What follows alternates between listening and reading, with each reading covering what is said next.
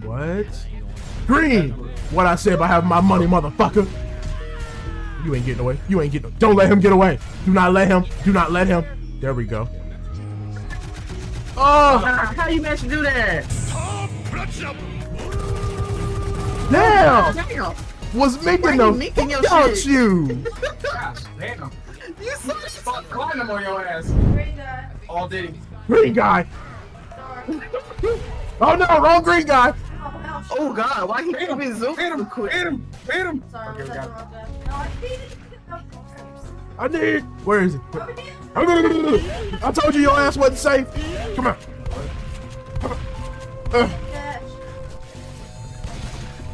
Damn. Sonic, run, nigga. Come on. What is going on? Be the fastest alive. Come on, kill me, I'm here! What is happening? You gonna have my money, ho. You gonna have my money, ho. You gonna have my money, ho. He's running. He's running. Yeah. You gonna have my money, ho. Who the fuck is this? I want it by Friday. Wait, with me, guys. I'm checking the ring box. Oh no. I also see Shaggy in the forward. My baby. Right next to me. What about? I got him. There you go. Shaggy's up on the hill. I know what that is. Where you at, Tylone? Oh! Yeah. Someone's got me. Help. I'm sorry. I didn't mean to sell you 0.5. I swear to God, I didn't mean to sell you 0.5. Come on. Crazy. Damn it. Ain't no way. Ain't no way. It's gas. It's gas.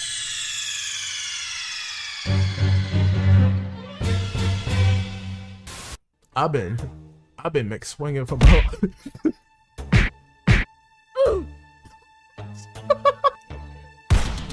Damn! I'm looking at him. I'm chasing him down. Go be with your daughter, nigga.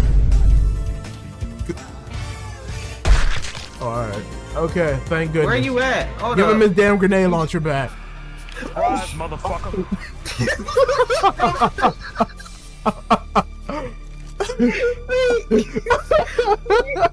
I'm mad because I know for a fact my bullet hit. That's the crazy part. And a Shaggy? Ah! Damn it! Oh no, the storm's down. Help me!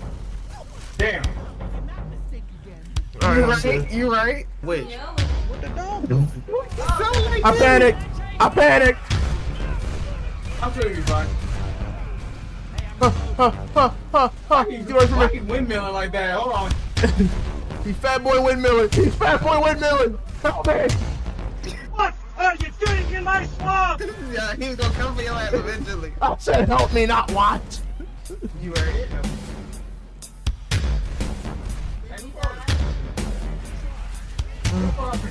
Motherfucker, my name is Knuckles the Kid, and y'all not gonna treat me like a little asshole. Oh no! Jockey, he's trying to mount. Don't let him position up.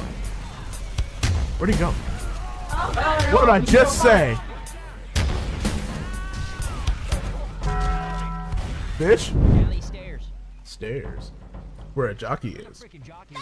Ah! Beat him! I brought him to you! Thank you. Yeah. I'm good. Yeah. You wanna heel tails down? No need. So don't get mad at me. I forgot to. Oh no. Shaggy's somewhere, bro. Oh God. Oh. Damn it. It was too close. My ass, my biscuit. I mean, man, handle my stoner. Help me. Whew. You did it too close. Why do we have giving her explosives? Why do we have bad throwing arms? I'm finna make it rain on these hoes. I put my brain on these hoes. I ain't playing strange with these hoes. Yeah. Money. Hello there. Oh no. Boomer down there. I'm afraid to walk across. Okay, you know I can't. You know I don't do well on platforms. Squish, hurry up. Wait, Oh, there. look how he looking. Damn, why Damn. you get your legs in a figure four? God damn.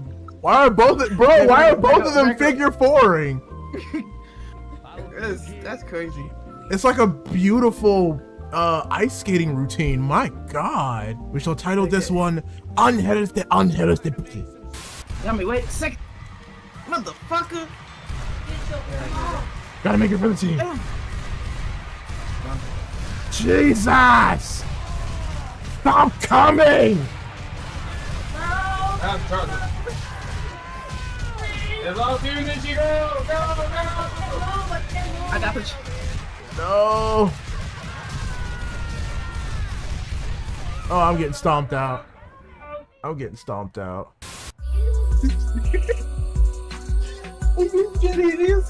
Imagine just busting the cha-cha up on the tank barrels. Over there. Sorry, Tissel. Ah, shit, we gotta get gas cans. Not ready for this. Time to get ready. Oh. Defend yourself, Squish. Defend yourself. Ah, someone defend me. I'm dead. Oh, somebody activated the Wait, board. my fault. I didn't mean to. Oh no. My Oh fault. no. Alerted. Oh no. I'm getting tongue-a-winged. Never mind, I'm good. I'm okay. You good, Yami? I'm okay. Nishi, Hunter on us. Ah, damn it. Yes. I defend That's you. tragic. I literally just healed too. What? Tissel, what you guys?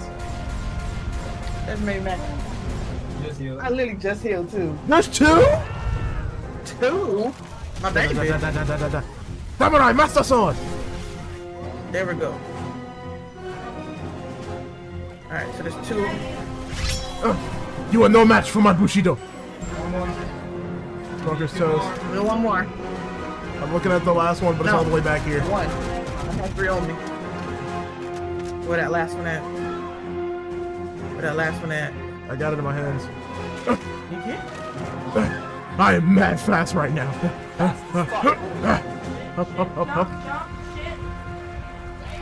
Ah! It's on me. Behind you, Genma. All right. Ah! Come on, gang. To the vehicle. E. Oh, okay. I pressed E. Ah! Hey. Yo, it took us 400 times. Alright, so we're gonna pull this a little bit closer.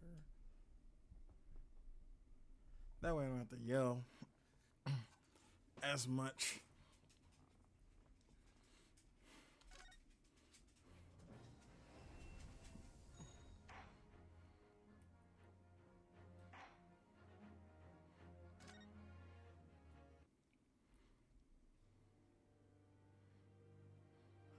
Hound of the Bakersvilles.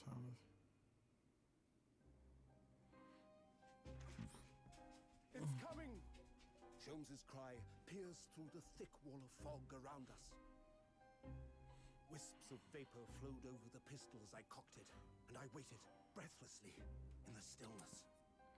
The silence lasted for what seemed an eternity, until, at last, it appeared. From the shadows of the cloud, an enormous beast sprang out upon us. A hound it was, but not such a hound as any mortal has ever seen. Its eyes glowed with a smoldering glare. The whole of its ox-sized body was outlined in white-hot flames. Its rumbling pant and hideous howl, so terrified was I that I began to tremble with fear. "Look well, Wilson," Sholmes declared, gazing upon the mystical beast. "For this is the diabolical hound of the Baskervilles."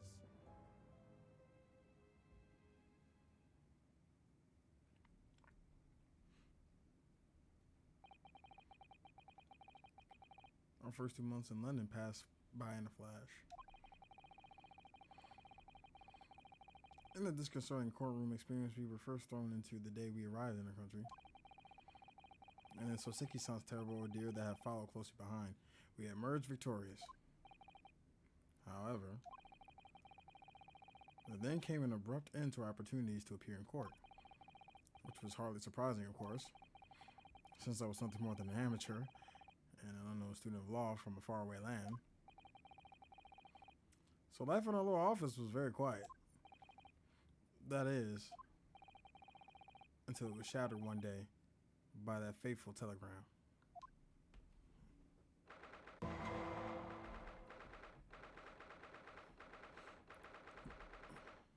15th of April, 9:13 a.m. Naruhado's Legal Consultancy. We're not on my door. Oh, wait a minute. We got looking nice in here. A lot better. We got the good luck charm that didn't bring us any good luck. We got a stove, a little tea kettle. Little thing, I guess, where we like throw water. It's a little Japanese thing that throws water. Miss Susato has her little desk with her calligraphy and all her books, probably all that Sherlock Holmes stuff. Got a chest. My desk looks an awful mess. Oh, we even got like a little, I don't think it's an aquarium or something else. Ah! You could just say hi. What was good, Sable? I was woken by unreserved knocking on the door by the telegram boy. But after he'd gone, Susato-san's behavior became very obviously strange. Not much, homie. Chilling. Susato-san. Ah! I should have seen that coming. I don't know why I didn't see that coming. I should have. God damn it.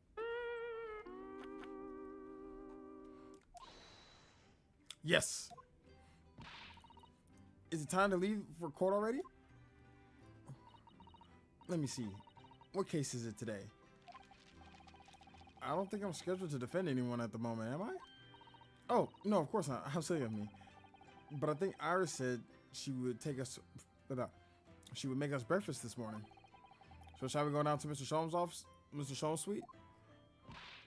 Yes. Iris makes the most delicious breakfast food. She does, doesn't she? And once our bellies are full, we'll leave for court in fighting form.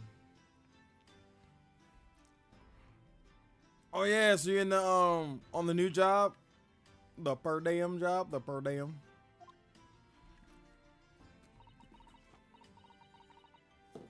I know it's gotta be ass. I hope you downloaded some like actual good games. Just so you can have something to play.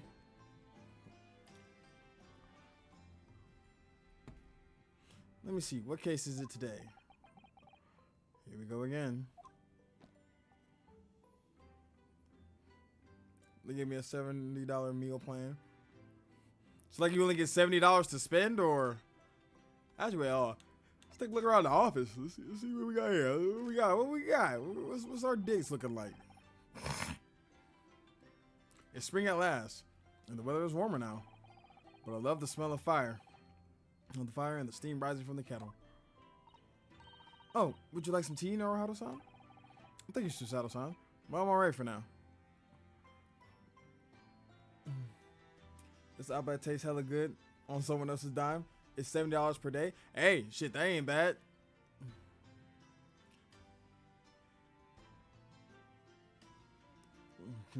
Everything always tastes better when you don't have to pay for it.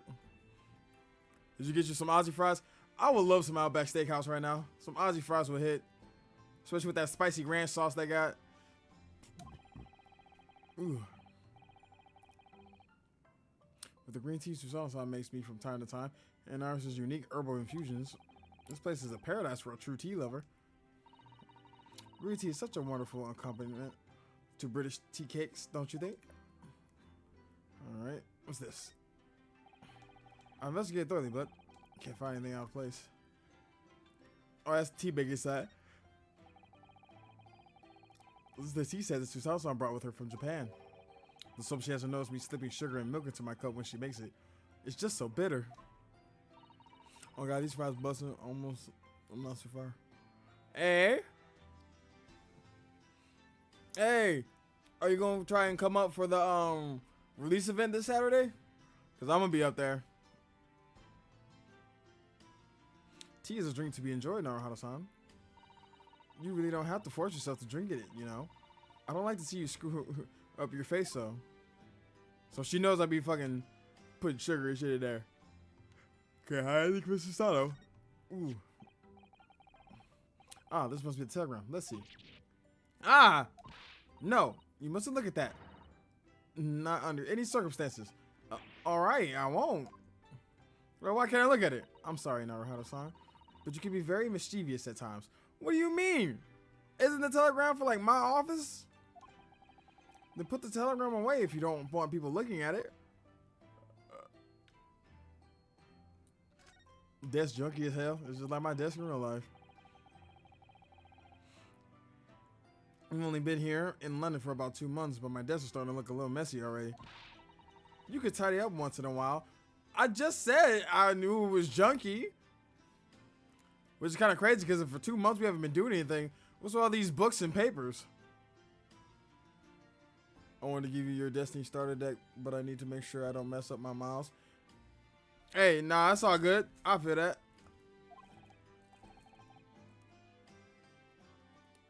Susato-san, I always say, making a mess is a small sacrifice to pay for being able to further your studies.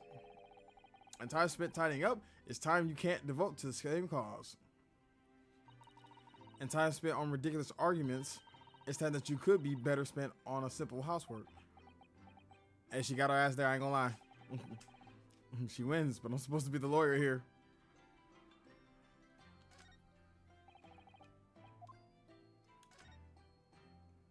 Let's see here. The good luck charm that did not bring any good luck.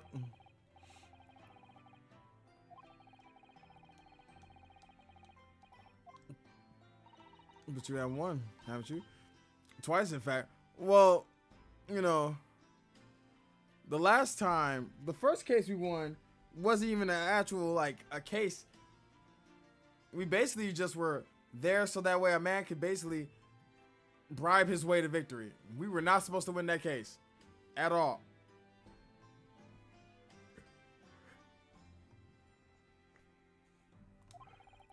Because I feel as though I'm still lacking as a lawyer. I'll tell you what, why don't you cut another eye once you think I'm a proper and full-fledged lawyer? If you insist. Alright, what's in this tank?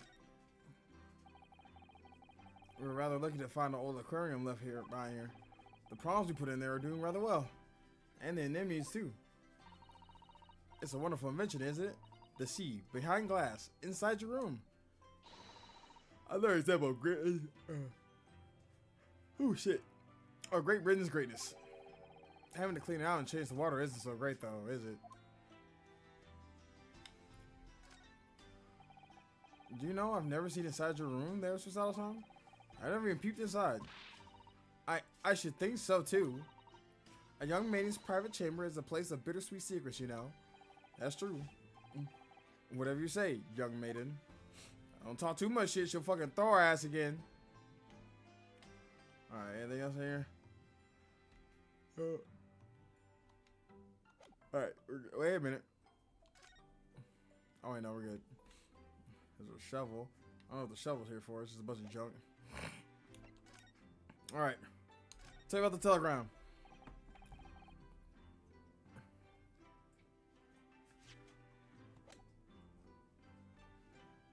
So what was it about? The telegram that was delivered this morning, I mean. Oh, a telegram? I don't know what you're talking about. Susato, we see it. Susato, it's right there on the desk. Sorry, but you're not gonna get away with that. Well, I didn't think I would. So then why'd you do it? Actually, don't give it a moment's thought. It's nothing interesting. Boring, in fact. It was just a boring old telegram. That's 3 times now that she's tried and failed to convince me it was nothing.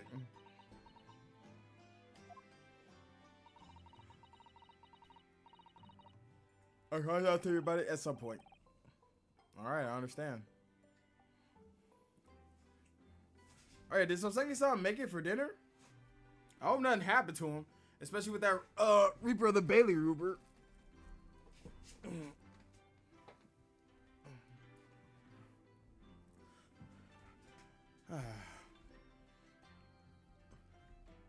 All right, Soseki-san. I suppose Soseki-san will have arrived back in Japan by now, wouldn't he? Yes, I should think so. He left immediately after that terrible ordeal. Wait, did he not go to lunch with us or dinner? Which would mean he should have completed the voyage already, or be just a few days away. A fortnight ago, we had a very long telegram from him. Do you remember? Complaining of seasickness. But by and large, it seems the voyage has been going well. Is something wrong, Naruhito-san? I was just wondering, what might have become of Soseki-san had he stayed in London? That's all. You mean as regards to Lord Van Zeeks, the Reaper? Yes, I can't wonder if seasickness would have palled into the significance of that case.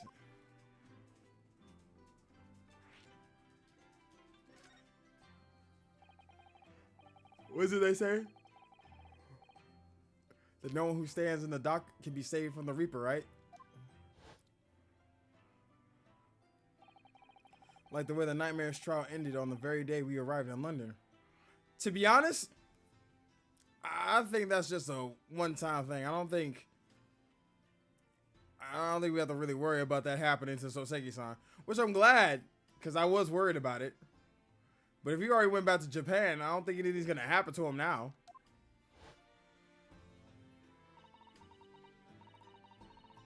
Even 2 months on, the cause of that dreadful fire is still a mystery. Yes, but at least Soseki-san is safely out of the country now. Presumably, that means he can't be targeted. That the curse of the Reaper can only take effect within the confines of the city of London, perhaps? I would hope so. And I don't think it's no fucking curse. I think it's someone setting up the fucking Reaper. Even if that's the case, it's a little comfort. I have a terrible sense of foreboding. If the legend of the Reaper is to be believed, it would mean he wields the sword of justice himself. Sumo, what is it?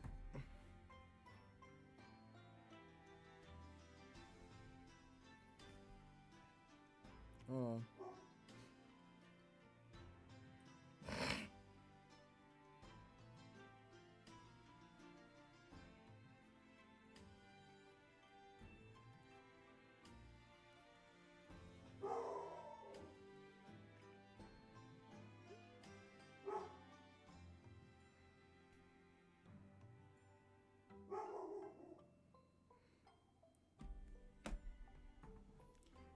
I wonder what he's been up to these past 2 months.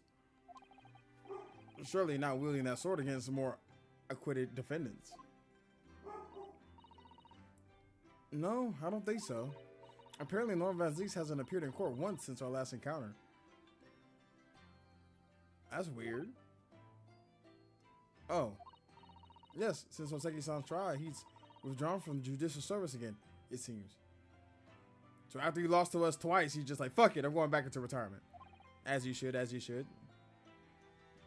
You know I really do this. You know who it is. You know I really do this. He already knows that I'm... Really?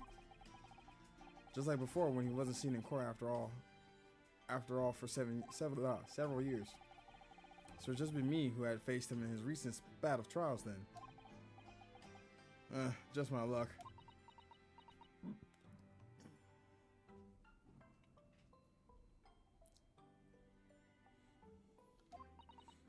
I wonder if luck doesn't come into it. Sorry, what was that? Oh, nothing. Never mind. It's gotta be something on that telegram. And I bet you on that telegram has either something to do with Van Zeeks, or has something to do with Kazuma. Those are my only two guesses of why, like, Susato-san is being all this suspicious. Alright, well. I guess we'll just go downstairs now. Let's go get some breakfast, Susato.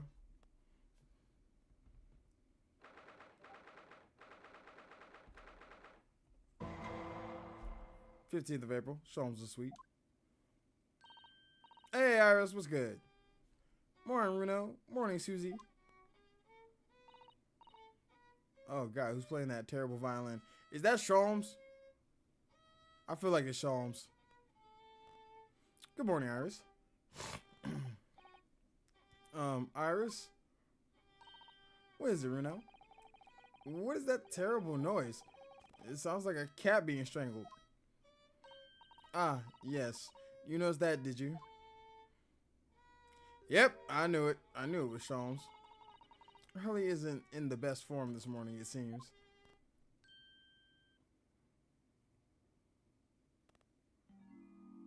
Oh no, Sholmes is depressed.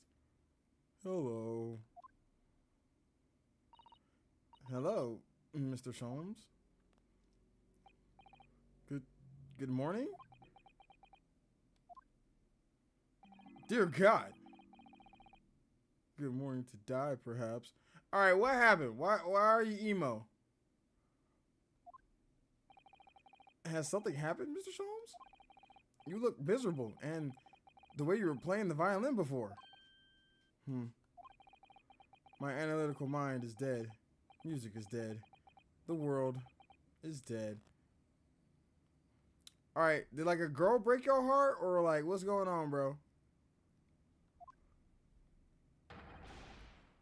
Damn this blanched existence. That's all it is, my dear fellow. Nothing of consequence. I'm afraid I don't understand. Well, Iris, isn't it time we ate? Some dry toast and a insipid coffee for me, if it's not too much trouble.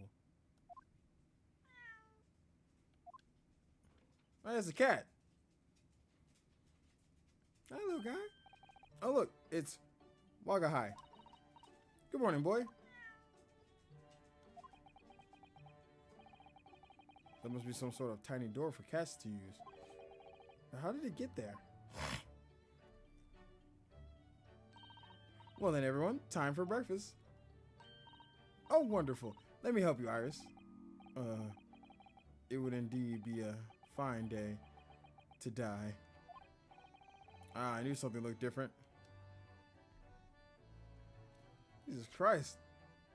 He looks fucking terrible. He looks sad.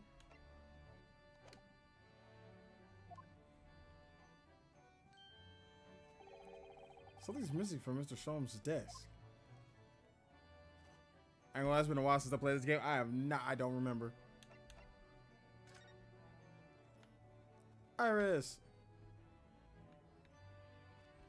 What's missing from the desk?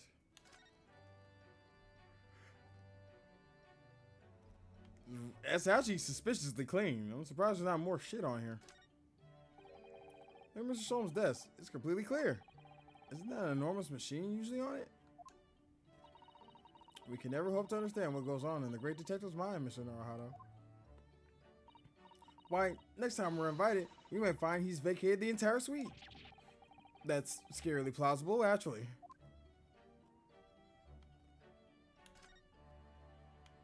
Iris.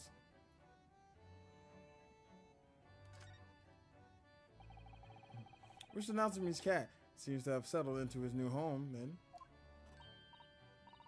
Oh yes, and I've become very attached to the Waggy. It would appear his previous owner has completely forgotten to him. Cats are unfeeling creatures. Their mews are as empty as the hearts of the muses. Well, damn. And Mr. Natsuma had no intention of taking Waggy back to Japan. I wonder why he kept him in the first place. I expect he would have taken him if he could. Pets are strictly forbidden aboard steamships in our experience. And for good reason. Terrible things can happen if the rules of the passage are not obeyed. Alright, I know you're thinking about his Kazuma, but that was completely different. The little Russian girl thought that Kazuma was going to snitch on her. While still dumb that she decided to murder someone over that. Well, I don't mind, but Waggy's adorable, because Waggy's adorable. Aw, look at him. Yes, he really is. Oh yes, what about the door? I don't remember seeing that tiny thing in the main door before. Where did it come from? Oh, you notice. You are observant, Runo. Look, I use this, my latest invention. What is that? I call it the cat flapomatic. The cat flapomat. Rolls off the tongue. Gosh, a machine for making doors just for cats? That's right. It can make a cat flap for a little furry friend, like Waggy in seconds. And it can do it in any door, no matter what it's made of. It's very powerful, you see. Wouldn't it be quicker just to make a cat flap rather than make a machine to make the cat flap? Well, yes, maybe, but now I can make cat flaps anywhere I like. Oh, I think it's wonderful. Of course you would, Susato. You must make one for us in our door office upstairs, Iris. She really knows how to come up with unconventional inventions, this girl. Alright,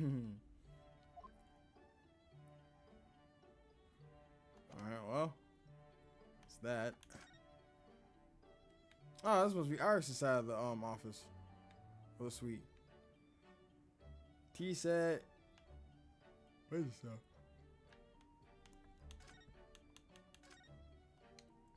Actually, you know what, Sholmes? Let's talk to you, man. What's going on? Why do you want to die? You seem to be very unhappy this morning, Mr. Sholmes. Squishy.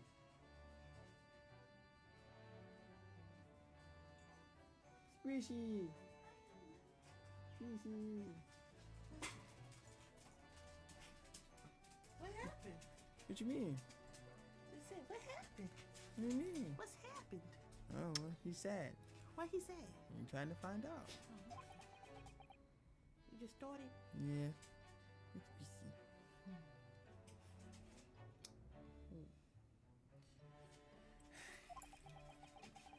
It used to be the case that in my hands, this violin sung like the dawn chorus. The melodic tones would make flowers bloom. It would? But now, the muses are unamused with me. The goddess of music has thrown me over. Whatever do you mean, Mr. Sholmes? For hours I have bowed, for days even. Through the night I've endeavored to no avail. That sound, my tone, is lost. That brilliant, clear, unwavering tone. Gone forever. No more recitals of unbridled emotion. Well, you haven't been practicing much lately, have you, Hurley? Don't worry. I'm sure it'll come back to you in time. Heed my words, Mr. Naruhado. The goddesses of the arts are fickle.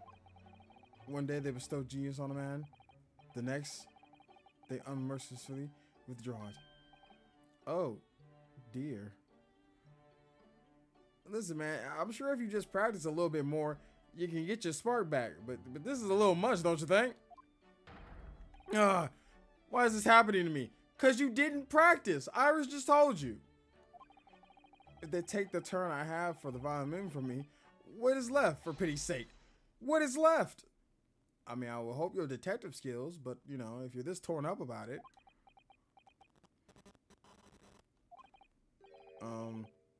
Deduction, perhaps? Isn't that what you're known for?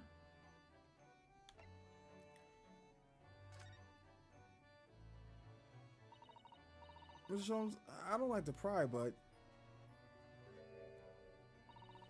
your desk looks rather empty today. Well done, Miss Susato. Your observational skills do you credit. Oh, no, Mr. Sholmes. They pale in insignificance when compared to yours. You struggle not to notice, wouldn't you? You mean Hurley's great analytical? That's at the Windy Banks now. Sorry? Is that a Windy Bank? No, Windy Banks. The pawnbrokery. Wait, he pawned his analytical machine? Why? Pawn? What? You mean you've pawned that enormous machine of yours? It has some considerable value, you see. Quite undeservingly. But isn't it a very important machine for your work? I do wish you had consulted us if your situation had become so desperate. I should have gladly passed what little income I have to you. Hold on, wait.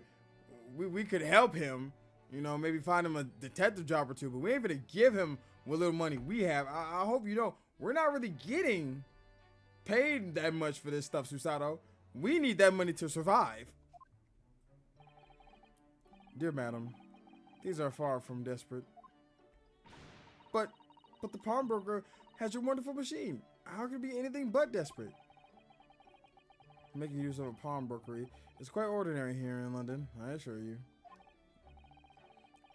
It is? It doesn't sound ordinary at all.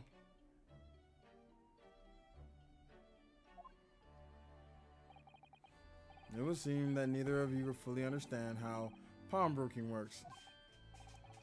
Oh, what's to understand exactly?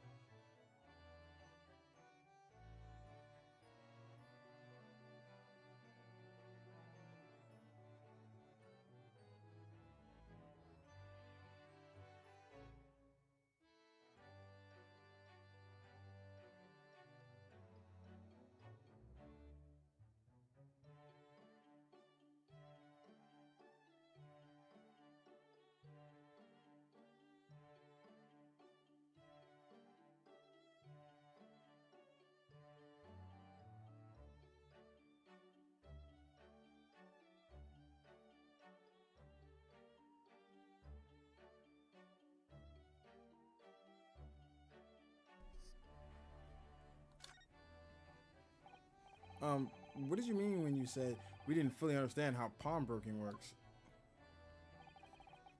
To the people of London, pawnbrokeries are akin to banks. Banks? On Mondays, merchants relinquish their finest jackets and trappings to their pawnbroker of choice.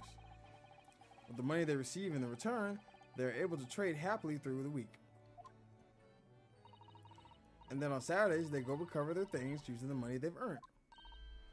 I had no idea. This has been a fascinating lesson for us. Everyone does it, you see, especially people in the inner London. So he pawned his machine to basically get stuff he needs for the week. And I'm guessing he's going to go pay to get his machine back with the money he earns from a detective job. But has he had any detective cases? Because we've been sitting on no cases for 2 months. And should they have money to spare, they will purchase another fine jacket. Not to wear, obviously, but to pawn, should the need arise. Oh, how ingenious. So whenever we have something that's getting in the way, we leave it at the winning banks, you see. A pawnbrokery can be thought of as an extremely secure vault. Who would have thought that even pawnbrokers are different here in Great Britain? Of course, you have to watch Hurley with it. Sometimes he pawns things he really shouldn't. Don't you, Hurley? Oh yeah, he going through it. What does it matter? The world's dead to me now. Bro, I know this can't just be over just you being sucky at the violin. What's going on, Sholmes? Like, usually you get on my nerves, but seeing you like this even got me a little bit down, man. I'm gonna need you to perk up.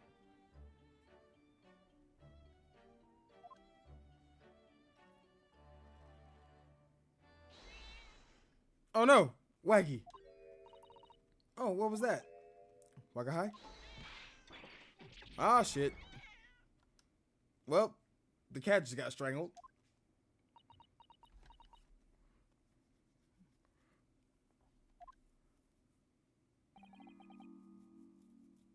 What was that?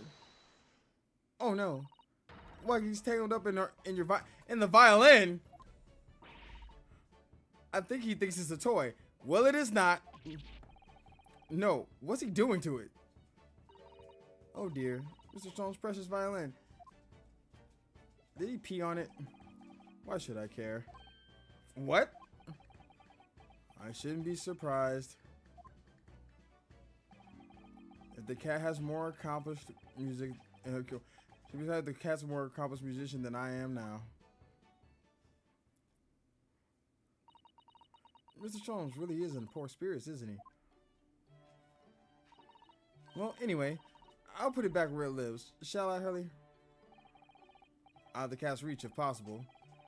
Maybe we should assess the damage.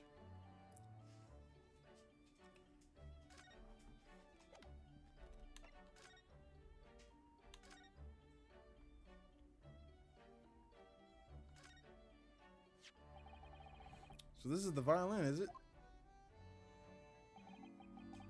It's a Stradivarius, one of the finest violins in the world, made by the renowned Italian luthier Antonio Stradivari. Oh, I see. It doesn't really look like anything special to me.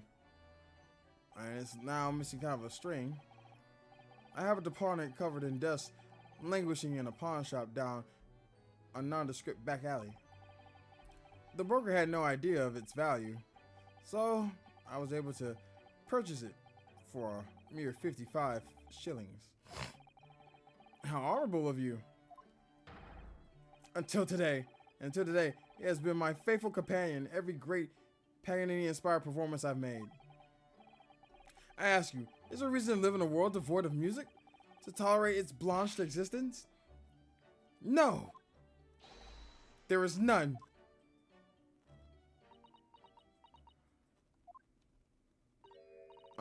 Mr. Sholmes? What, dear madam? What? My thoughts are preoccupied with the fancies of release from this dull routine. Well, it's about the violin. It looks very different to normal, don't you think? Hmm? What do you mean, Miss Susato? Oh, Susie's right. Yes. The tone of the wood is completely different. And that's not all. I'm sure there was no crack here before. Wait, it's not even the right size, is it? What's this? Did someone come in and steal his violin?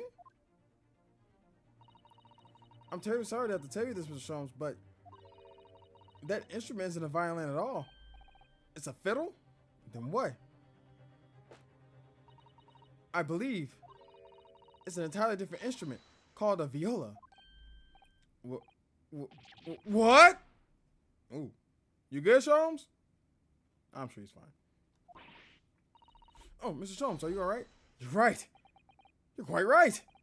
This isn't my faithful Stradivarius. So what? Pray, is this piece of string flotsam? Not your faithful performing partner, then. Ah, I see what must have happened. You do, Iris? This is just a simple mix-up. It sounds like Iris may be able to tell exactly what's happening if we ask her. Alright, lay it on me, Iris.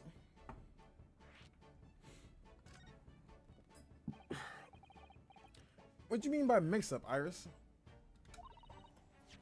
Well, you see, this this viola, I mean.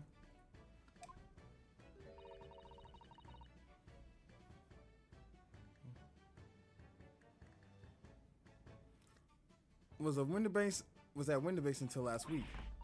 At the pawnbrokers? Not Mr. Sholmes' beloved musical partner. There was a proverb from the East with which you are no doubt familiar, my dear fellows. Always let a beloved child travel. Yes, indeed. So you sent your beloved violin to the pawnbrokers in the hopes that it would experience personal growth? Oh, what a wonderful idea. Susato, no. It's a violin. Also, why did you pawn your violin?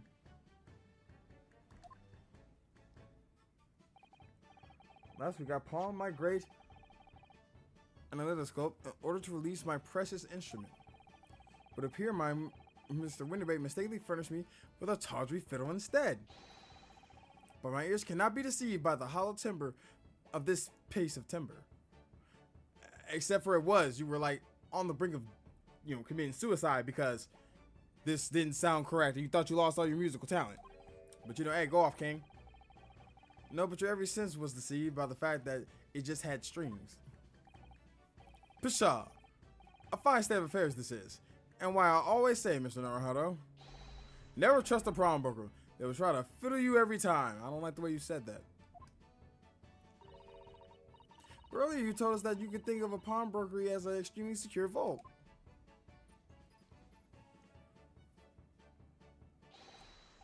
Come, Mr. Naruto. Dilly-dallying will get you nowhere. Sorry?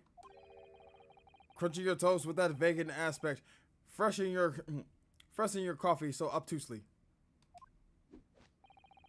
Are you not a little embarrassed by your own conduct, considering the urgency with which we are faced? Alright, so wait, I gotta stop eating my breakfast because you got, swindled at the pawnbroker? This is your violin. You go get it. We must visit Mr. Winterbake's Brokery at once. That's right, isn't it, Mr. Sholmes? Precisely, Mr. Sato. Without a moment's delay, I'm eating my toast and drinking my coffee. I will not be disturbed, okay?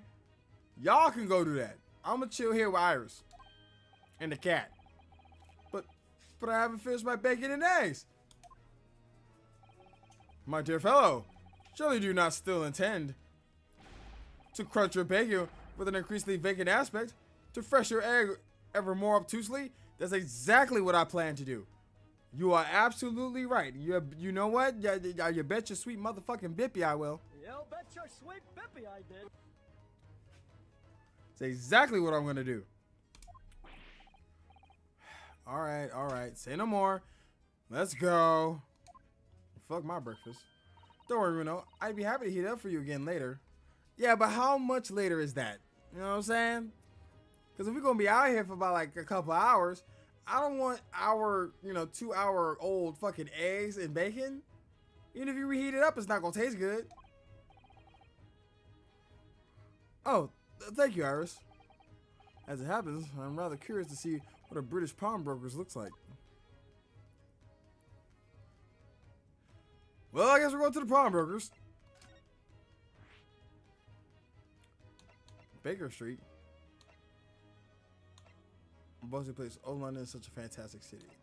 Well, let's go to pawnbrokers first before we go to Baker Street.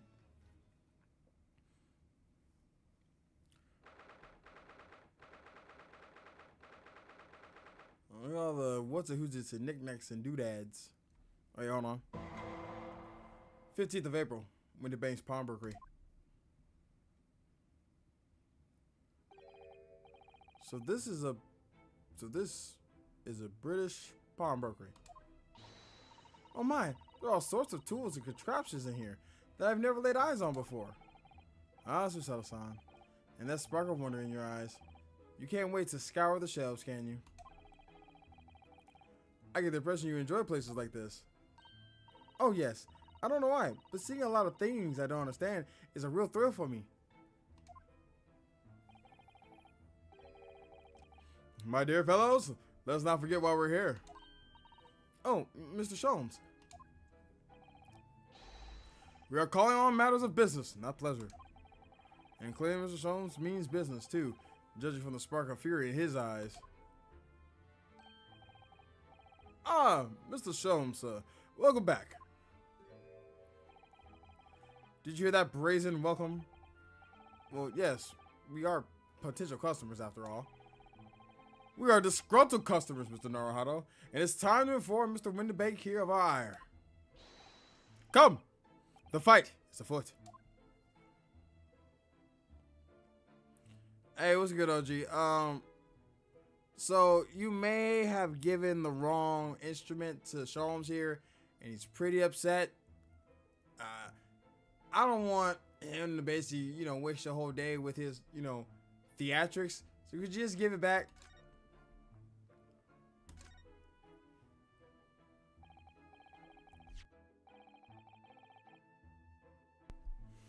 Naturally, you will recall this, which I retrieved from you some days ago. Yes. This second-rate fiddle is not my faithful instrument, Mr. Winterbank. The color of the wood is different. It has holes in it. It's not even the same size. I'm wondering for a summary of our observation, Mr. Sholmes. Mr. Winterbank don't give a single care. I'm so very sorry, sir. How utterly unforgivable of me. An inexcusable mistake from a pawnbroker. There is only one way to make amends. Whoa, whoa, whoa, whoa, whoa, whoa. No, no, no, no, no, no, no. Whoa, whoa, whoa, whoa, whoa. Hold on. You gotta. You what? Let's not get too crazy now. Okay? Let's put the gun down. We do not need to blow our shit smooth off because we made a simple mistake. Okay, Mr. Winterbank? All right? I shall take my own life. No, you won't. Show him say something. I don't think that would be necessary. Do you? If I may just say one thing before I pop off. Yes? It was you, sir, Mr. Sholmes, who took it upon himself to remove the item the other day, I believe. Sorry? As I recall, I entered the storeroom to fetch a violin when I heard here it is. You did? And when I turned to controvert you, you had taken the viola and left, sir. So it's your fault. It's not even his fault. However, there can be no doubt that the blame lies firmly on my own door for allowing you to leave. No, it's not. It's Sholmes' fault because he's a fucking idiot. So I shall not grumble or grouse any longer. May this guilt die with me. All right. Let's put the gun down. How about we just give him the Stradivarius? We fix the mix-up and everybody goes home with no additional holes in their body. Okay? Okay. No. Stop, my dear fellow. The fault is mine.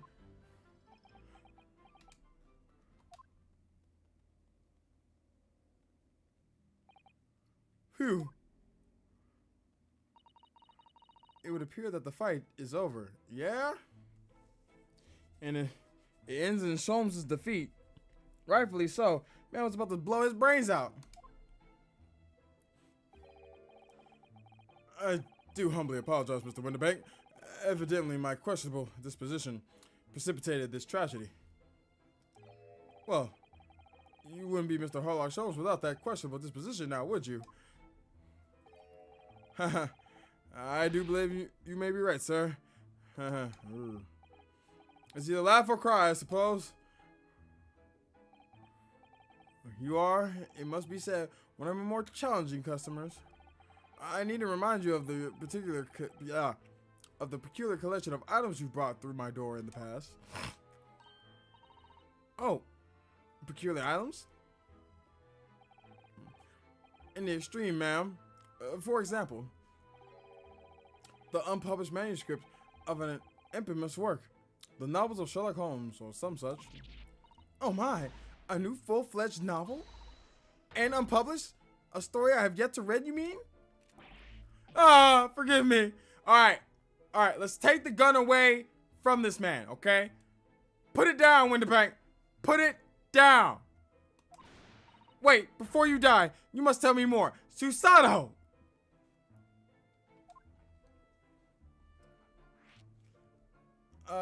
Okay, I guess. Yeah, we'll ask about the pawnbrokery later. Story time, I guess. I must know more. Tell me everything. Wow, Susato-san is really fired up now. Is there really an unpublished story under this very roof? Well, one day the gentleman here brought in an old metal chest, you see. I should like to entrust you with this to your care for a while, Mr. Winterbank. For a chest like that, 1 shilling, sir. Not a far thing more. It houses something of very great value indeed. The latest manuscript, recounting the adventures of one Mr. Harlock Sholmes. I beg your pardon? A manuscript? You wish to deposit a manuscript? Indeed I do. For I am confident it will be quite safe here. And that was that. As such, Mr. Sholmes' latest tale of otherworldly mystery lies dormant in my storeroom. Mr. Sholmes, is that really true? Do it says that someone doesn't want to talk about this? I continue to pay your fee, do I not? Then kindly continue to store my belongings securely. Of course, sir. Of course. They're safe and sound with me, I assure you, all my life. Put the gun down. Give me the gun. Give me the gun before I beat your ass. Give me that motherfucking gun. Give me the goddamn gun. This is all very strange. Very strange. Someone call the police. This man should not be running a business. Speaking of which, how is business?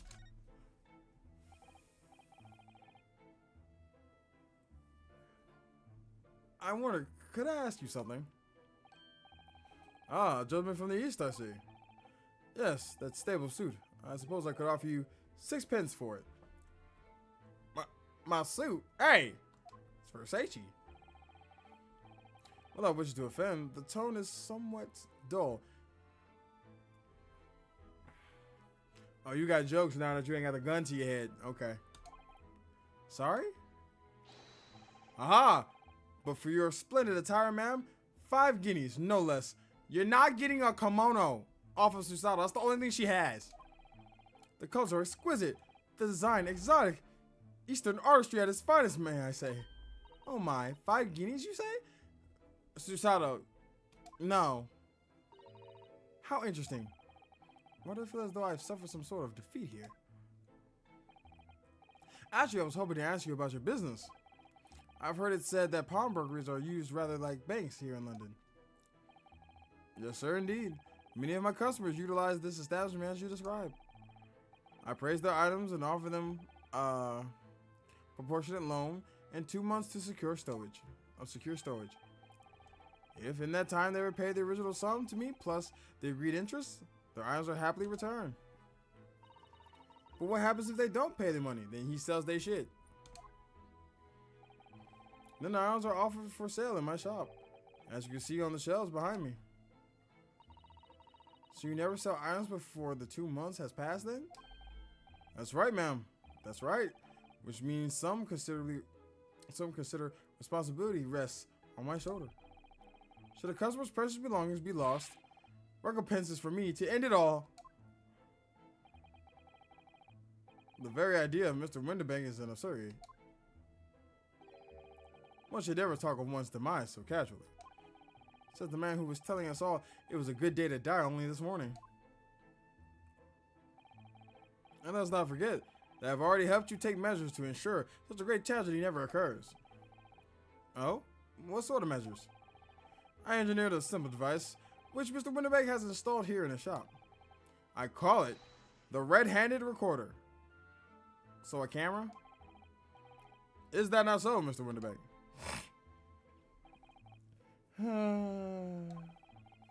What was that deep sigh about? Either it's broken or that shit don't work.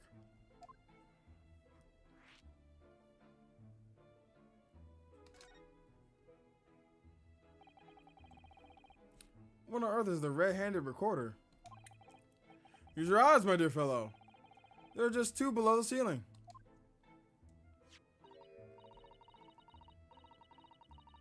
I knew it, they're just cameras.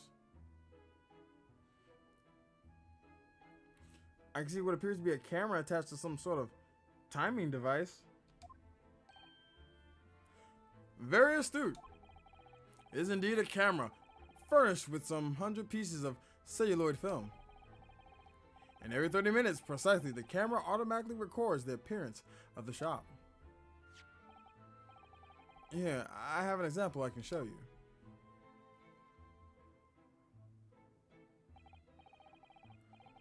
Ah yes, a print from the camera set to record the activity at the shop counter.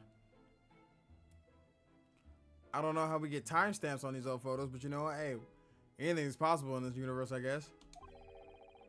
I developed a special type of film. So sensitive, it produces a crystal clear image, even in darkness. Really? That's extraordinary. Yes, you can clearly see the counter and the door behind it. Look.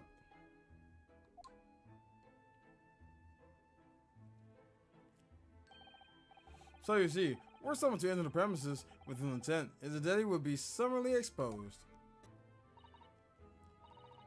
But did you not say that the photographic prints were taken at 30-minute intervals? Indeed, as you say, my dear madam. Then what if the incident were to occur in between times? One could only say. That would be a cruel twist of fate. I must confess, your device has been giving me some cause for distress of late. I beg your pardon, Mr. Winterbeck. Surely they are anything but distressing. Reassuring is the word. It's the cost of the film, sir. Most graciously placed not one, but 2 cameras in my shop after all. Which means I must pay nigh 100 utterly useless prints every single day. I'm afraid the cost of the film will break me before I'm much older.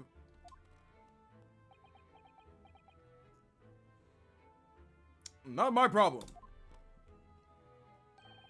Nevertheless, a small price to pay to ensure the safety of my preferred pawnbroker, you know? My dear fellows, we verge on the age where safety and security come at a price. Oh, heavens help us.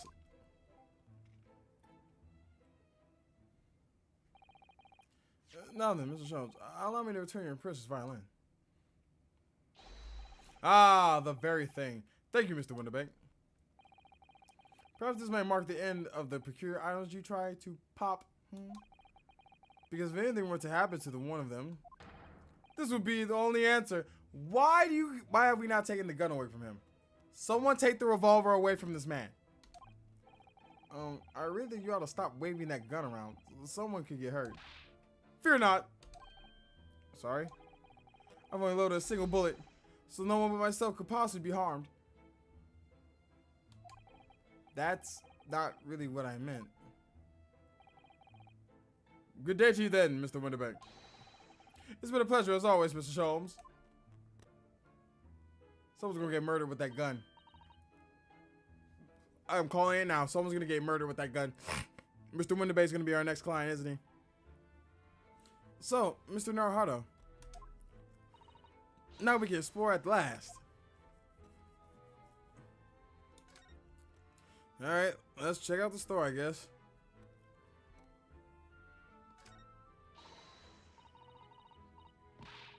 Look at this. Look at this lovely big shiny box bead. It's a clock. I think that's a record player, it looks like. Or radio. Something to do with music. That, my dear madam, is a music box. Surely you have such things in your own country. My, yes. But I've certainly never seen one so large before. Shall we listen a while?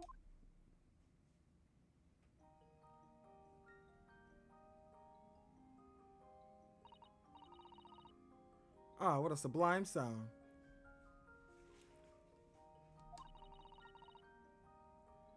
It's like the music of angels. I've never heard anything like it before in my life.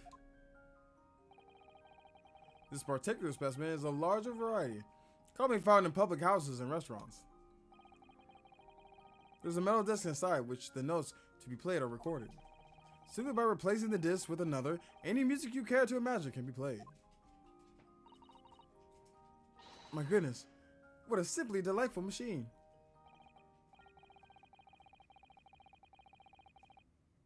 Indeed, though their popularity has waned recently with the development of a gramophone, of course. Science and technology advance at such an overwhelming pace.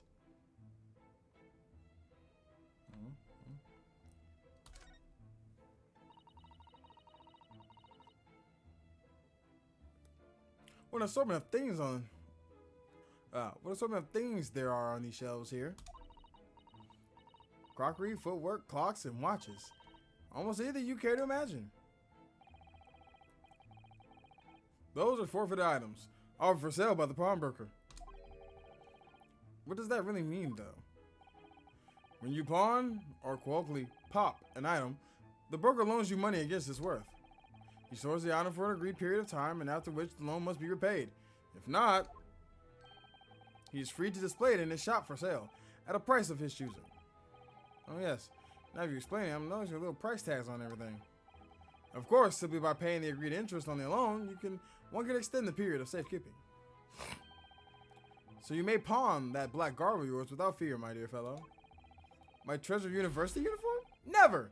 It embodies my student spirit. Why is everyone hating on my drip? I wouldn't be saying this shit if Cosmo was still alive.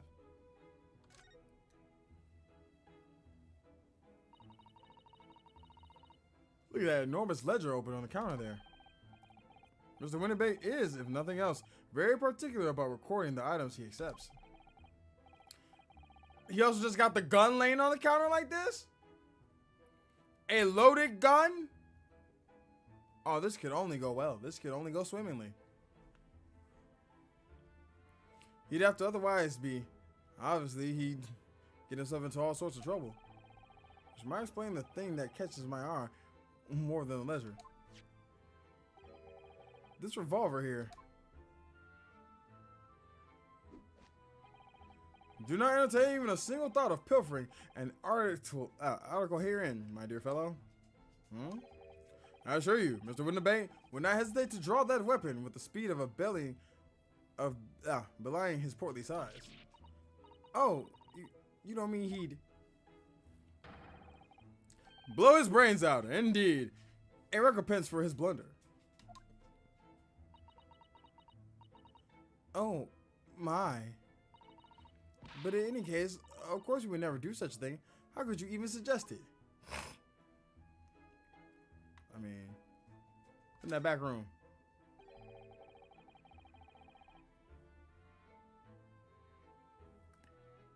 There seems to be a little door hidden behind that curtain there.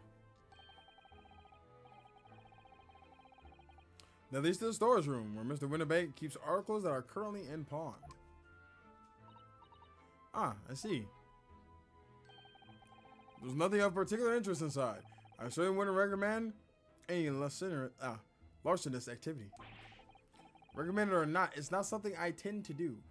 You're starting to be very xenophobic there, Sherms. There is but one key, and Mr. Winnerbait keeps it in his pocket at all times. Before he sleeps, he places it into a small pot, which he slides under his pillow. Okay, so why do you know all this? One. And two, why are you telling us all of this? Like, again, we wouldn't, think to steal anything, but you're basically just giving us all the fucking ins and outs of how he runs his shop. So if I wanted to steal something, I could now do it, because now I know he has one bullet in that gun that he will use to blow his shit smooth off when I do steal something. And when he sleeps, he puts the key in a small pot, which is under his pillow. How on earth did you know about that, Mr. Sholmes? I am a detective, sir. It is my business to know what others do not. I am frequently assailed by information that I neither cared for nor wish to attain. Mr. Sholmes, you are a wonder. Mr. Sholmes, you are a crackpot. And the prime suspect if this pawnbroker is ever burgled. Anything else? No. Can you talk to Mr. Winnerbait?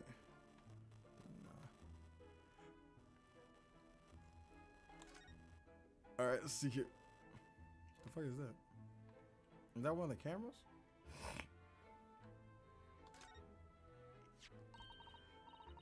Look at this. Whatever could it be used for? I have no idea.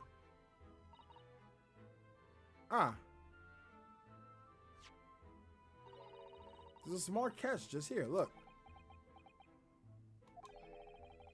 We're going to open it, aren't we? Oh my, that's amazing. It has some sort of spring-loaded mechanism, which we'll never manage to put back the way it was before. What are you two doing? What? Us? Nothing. No. Nothing at all. Whatever this device is, it seems to have a pair of little windows to look through. I feel as though I've seen something rather similar to this elsewhere.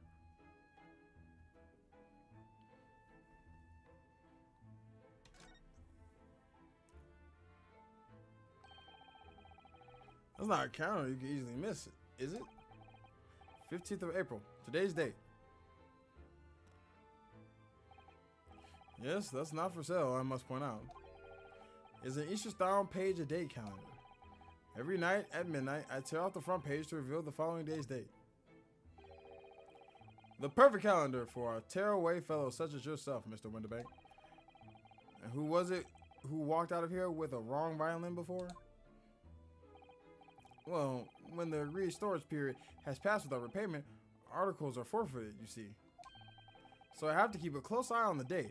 It's something of a pawnbroker's obsession, you might say. Oh yes, I can see you're very dedicated to your job. Creepy dolls, what's this? Now what do you suppose this rather enormous machine does? I'm assuming it's a radio. It seems to have two little windows for looking through. Allow me to enlighten you, my dear fellows. What you're looking at is a stereoscope. A stereoscope? Fascinating. It is aptly named, I assure you. Look through the eyepieces and see for yourself. Oh, I should be delighted to. Excuse me a moment while I just have a look. Just before you do, there is something I should point out. Hey, Angel Dust, thank you for clocking in. We have baby bottle pops in the break room. Go grab you something and get back to work. How you doing tonight?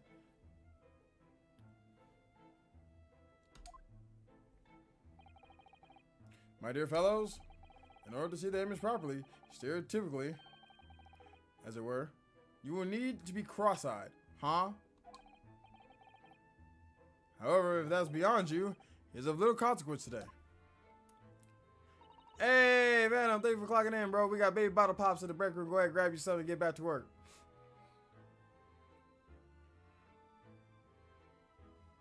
I know what you're about to do, Van. Yep.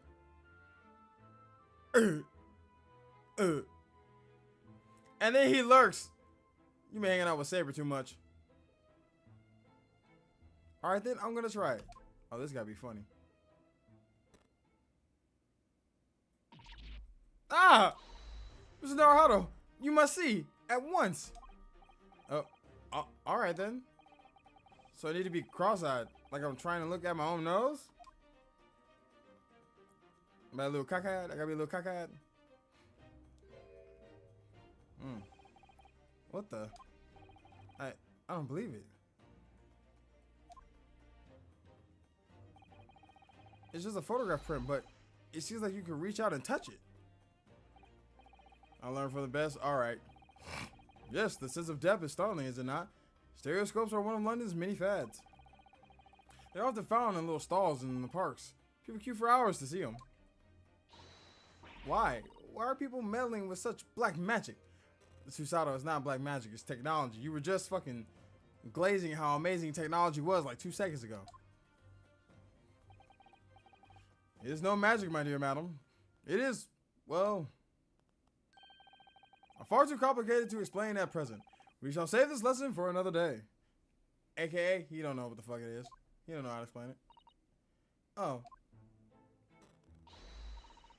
What? Only a tuppence for it? That ain't fair, and you know it. The uncle's barely worth a penny, miss. I cannot offer more.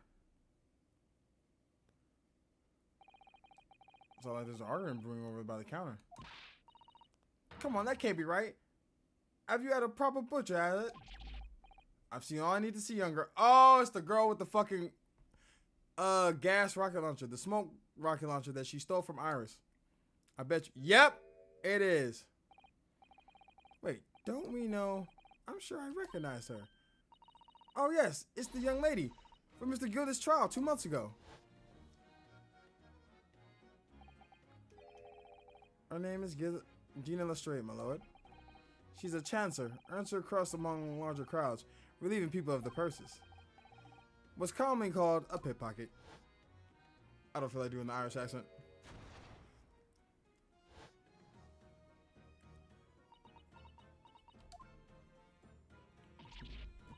Gordon Bennett, you lot. Hello, Miss Lestrade. Hope you've been well. Hey, didn't Iris take that away from you? What? You remember me, do you? Well, I remember being completely surrounded by smoke, that's for sure. So what are you doing here? Down and out like the rest of us. Nothing to eat. Come to pop a black weasel. That black weasel sorry coat, have you? What is it about this black uniform that makes everyone comment on it? Xenophobia. Ah, good day. Unless I'm much mistaken. You would be the young pickpocket who stole our experimental smoke grenade launcher, which she still has. Take it back. Ah, Mr. Sholmes. So, have you something of value to pawn, do you? Allow me to see the article. I shall negotiate with Mr. Winterbank on your behalf. Pull the other one. I don't need no help from some stuck-up D. Get out of my business. Go on or I'll make trouble for you. As you wish, Miss Lestrade. I will happily remove myself from your presence.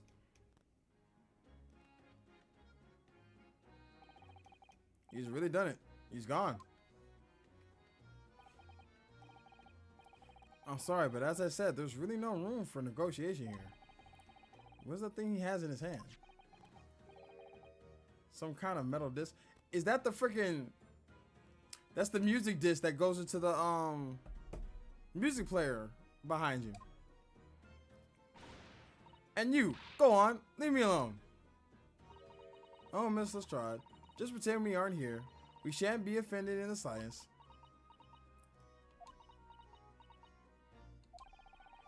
As long as I can really stand her ground when she wants to. Whatever. Alright there, fucking Raggedy Andy. I'm just trying to pawn. Somebody didn't really think you were the sort of person who used a pawnbroker, Miss Lestrade. Yeah, well I am, alright? I'm a Londoner, just like everyone else. That a problem, is it? Well, considering the fact that you steal a lot, you know. I assumed all valuable things that you keep with you would just be money. No, not at all. It's just that, well. Oh, I get it. I know what you're thinking. That thing's probably don't even belong to her. Probably got her on a dive, didn't she? Yeah, I can see it written all over your Chevy Chase. Well, I've been thinking something along those lines. You're not going to deny it, Mr. Naruto? No, she's a pickpocket. We know she be stealing shit. What? Now I'm the bad guy for basically calling a thief a thief? It's not like we just met her today and I assume she stole some shit. No, she was in a case with us 2 months ago where she was literally hiding in a coach to rob niggas.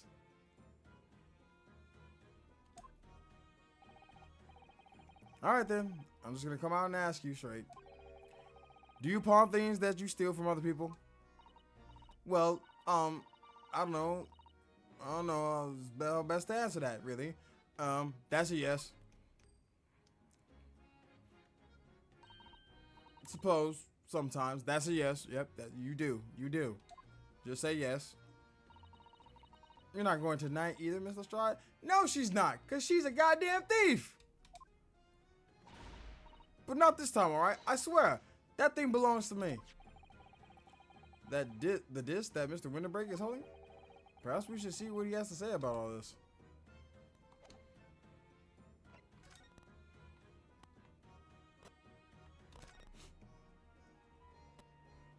Alright.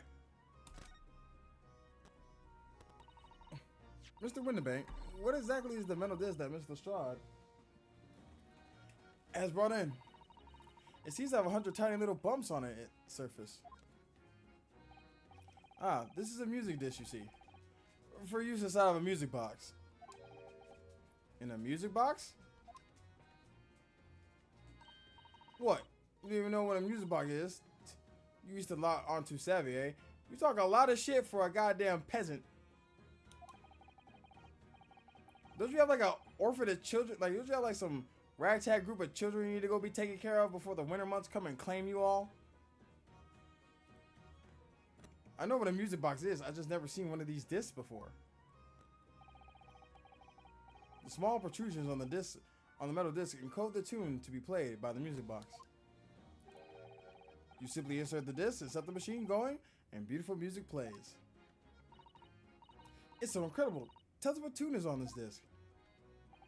Well, I'm afraid I couldn't tell you that. There are so many different types of music boxes, you see. British made, German, Swiss. I have no way of knowing what particular machine this disc was made for. Hey, Rim, thank you for clocking in for your shift. We got baby bottle pops in the break room. Go ahead, grab you a few, then get back to work. How you doing tonight? And that's it in a nutshell. I won't have any customers for an item like this, even if the young lady forfeited it. Really, I'm already offering more than I should at a penny. That's a packet of lies. He told me it did. It said it was, well... He? Who? Never you mind. It just ain't right, that's all. The disc's worth good money. I know it is. Well then, you have to try your luck at another pawnbroker's, won't you?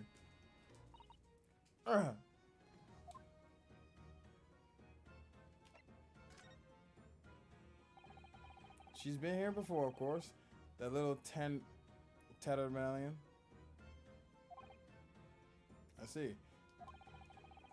I brought some dubious article or other with her. Every single time, I might add. Dubious? What are you trying to say? I'm an honest customer, me. Yeah, sure you are, Miss Pickpocket. Chilling playing Control for the first time. Oh shit. That's made by the same dude who makes what was it? What was it? It was about that writer. It's about that writer who basically goes through shit. Shit, I forgot the name of that game. But it's like made within like that universe. Oh, it's gonna fucking bug me now. What is his name?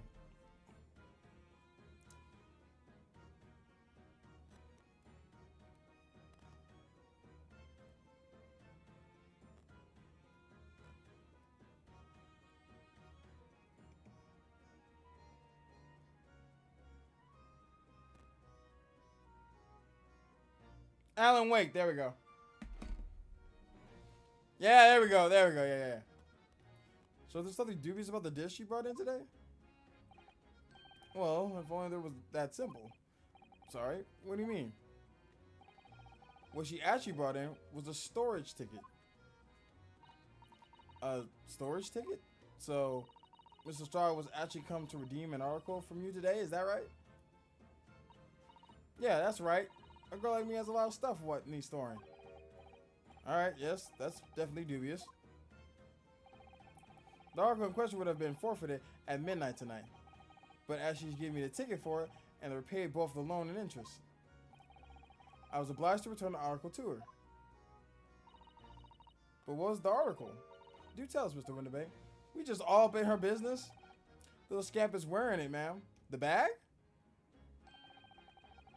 It's the overcoat that she redeemed. Oh. What? What's wrong with it? It fits, don't it? I mean, it's mine, so of course it does. Again, you know, a lot of stuff that you said was yours was not really yours. Because again, you be stealing from people. So, you know, color is shocked when you actually tell the truth. So what about the disc then? How does it come into all this? The disc is something else. A new article to pawn if the girl and I can agree to a price.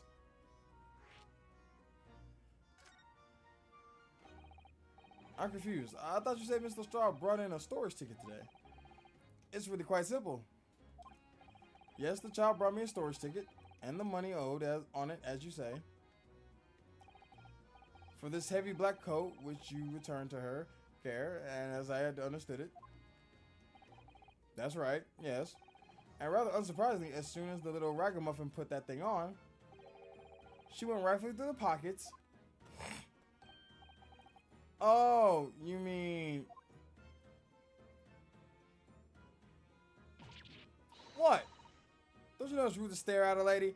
I mean, yeah, but like he said, you know, you came in, you paid money to get a coat out, and then all of a sudden you went rifling through the coat to pawn the music disc that's in it. Ah, I see. So it came from the pocket of the overcoat, did it? You're right, Susato. Good job. If you mean this disc, then yes, exactly, ma'am.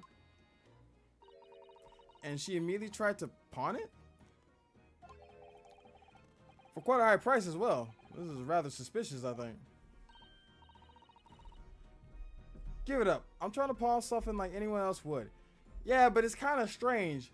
You came in, got something that you already pawned, went into the pocket of something that you got back, and then tried to pawn something else for a high price, which someone told you would be worth a lot of money. But don't think we didn't notice that. He told me. Mr. Straw, may I ask who deposited the overcoat here in the first place? Well, me. That wasn't too convincing.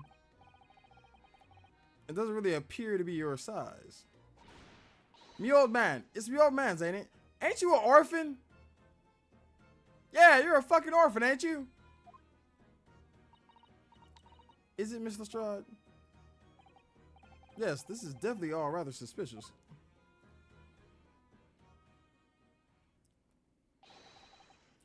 Out of my way, please. Well, damn. Oh. Who's this picture polka English gentleman? He's a stand user. Good day to you, ladies, gentlemen.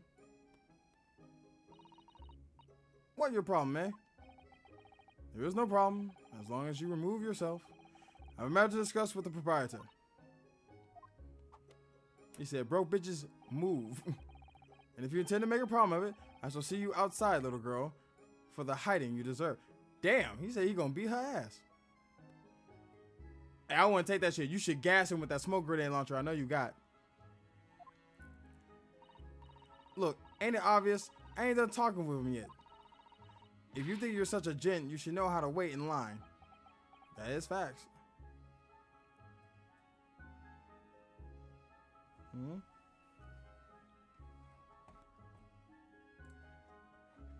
Yeah, we're gonna go ahead and get that out of there.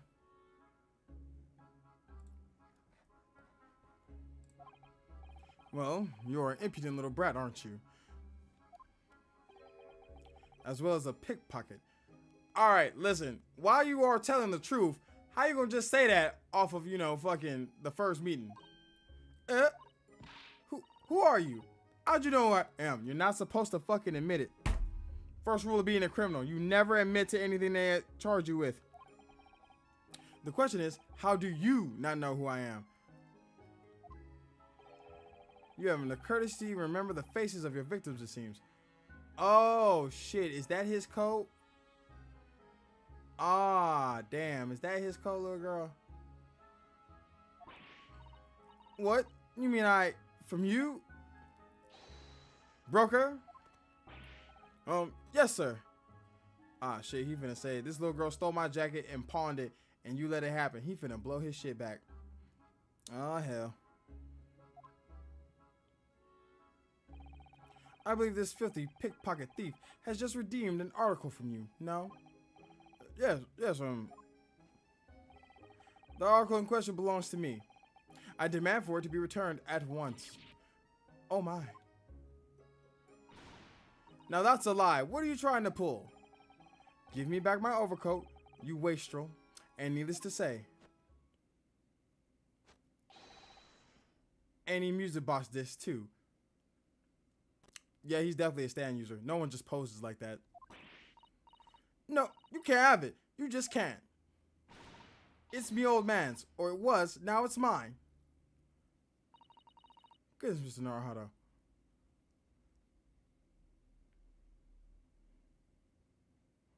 Imagine Ball says no, Venom. I mean, don't feel so deflated about it.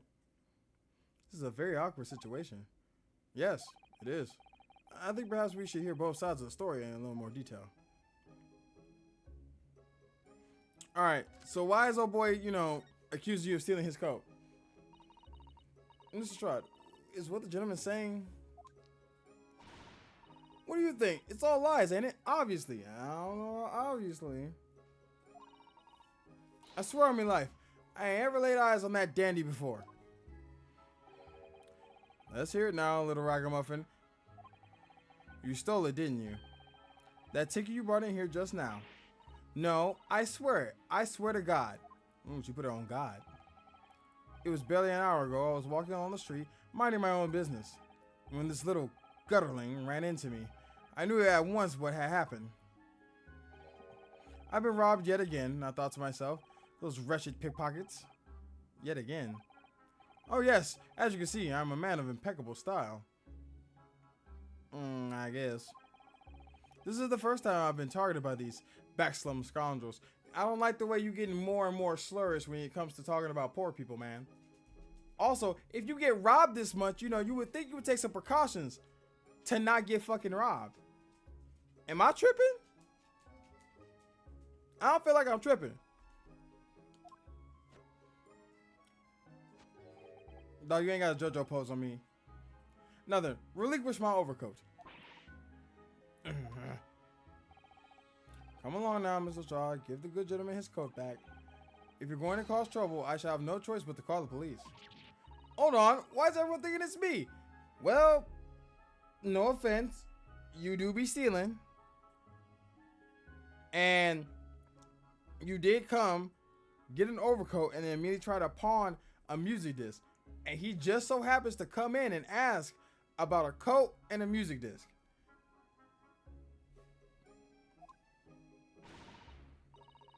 Just look at this dandy cove. And you think I'm the dodgy one? Listen, be the fact as it may that he may be a JoJo character.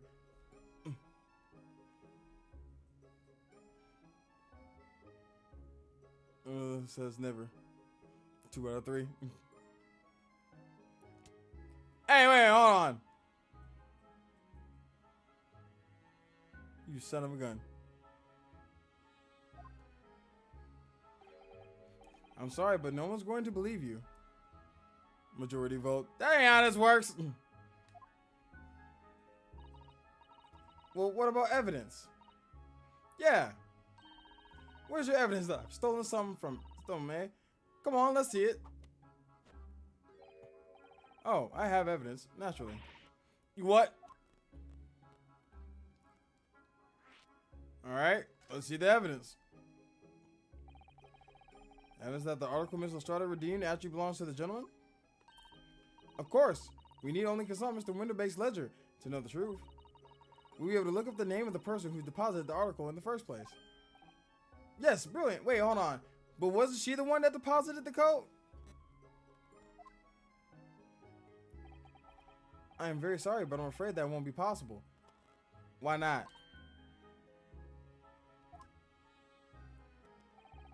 I never ask customers' names. That's a strict policy of mine. What? Then how do you keep track of whose shit belongs to who? But why not? Well, now, as you can imagine, some of my customers have circumstances to consider. A great many of them prefer to maintain their anonymity. Yes, I see. I don't see. So you don't ask people's names so they can stay anonymous. You taking sketchy shit, Mr. Winterbank? Is that what you're telling me? Is you taking guns, Mr. Winterbank? Drugs? Human trafficking? But then how can you know if the article belongs to the person asking to redeem it? Oh, it's quite simple. Good sir. Might I trouble you for the watchword associated with the article in question? The what? Of course, it's Professor. Yes, that's right. And all the evidence we need. Hold on. So, you take people's stuff and you give them a code word that they need to say.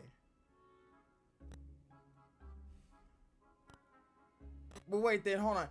Even so, if he pawned it, if he's the one that pawned it, how did the little girl stole the ticket to get it? Wouldn't you have had to ask her the watchword? This gentleman is the rightful owner of the article, without a doubt. Oh, watchword? Interesting.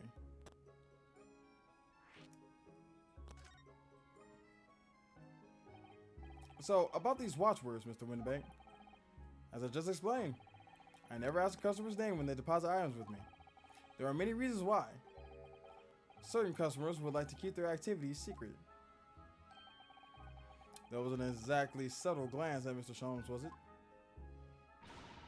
Great detectives have no dark secrets. None at all. Yeah, you keep telling yourself that. Hey, Chaos Lasso, thank you for clocking in for your shift. We got baby bottle pops in the break room. Go ahead, grab you some, and then go ahead and get back to work. Squishy! Hi, Squishy. I miss you.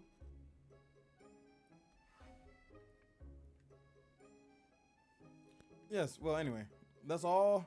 That's why I always ask for the watchword whenever I accept a new article. In many ways, it's like a secret combination of numbers to use to unlock a vault. The date for deposit, a description, and a watchword, uniquely identify each item. And of course, then I give the storage ticket to the customer. When someone comes to redeem something, I ask for the ticket and the watchword. So again, how did she get the item back? Because I knew you had to ask for the watchword. Unless you put the watchword on the ticket, which then blows the whole thing out, because if someone loses it, it's going to fucking... Hey, you Squishy for clocking in. We got baby bottle pops in the break room, baby. Go ahead, grab you something to get back to work. The corporate thanks you all. If that someone tells you the correct watchword, you return the article? That's right, sir. Yes. Just as soon as the requisite fee is paid. And I have supplied you with the information you require already. But for the avoidance of doubt, the article in question is an overcoat, deposited 2 months ago on the 15th of February. With a watchword of Professor. All perfectly correct information, sir. But ow. Really, this is beyond a joke now. There's no further room for doubt. Wait, did you really steal it? Did you really steal it? Because I'm trying to figure out if you really stole it.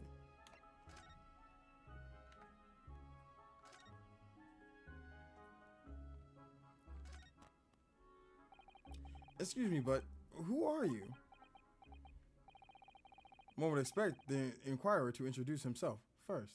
Oh, my bad. What's up? My name is Big Ryunosuke. I'm a newly hired lawyer, but I also used to be a Yakuza back in the day. Don't think you won't get shanked up, Mr. White Hat. Though clearly you are not British, so perhaps our ways are foreign to you. Alright, don't start this bullshit with me again where y'all start being xenophobic in this motherfucker. Oh, sorry, yes. We're from the Empire of Japan, bitch. We're studying here. Oh yes, Japan. I heard talk of the place. Did you just hit the Dougie on me? His inhabitants live in some fiery brown colored soup dressed up with exotic spices. You might be thinking of somewhere else. And what was that theatrical gesticulation about? Perhaps, anyway, if you're a gentleman, sir, you offer your own name first before inquiring after the name of another. Of course, yes. I am Ryunosuke Naruhado. I am a lawyer. Well, a student of law, really. My name is Susato Mikutoba, and I am Mr. Naruhado's assistant. I see. And your name is? My name is Benedict. Yes, Eggert Benedict. Nigga, did you just say your names is Eggs Benedict?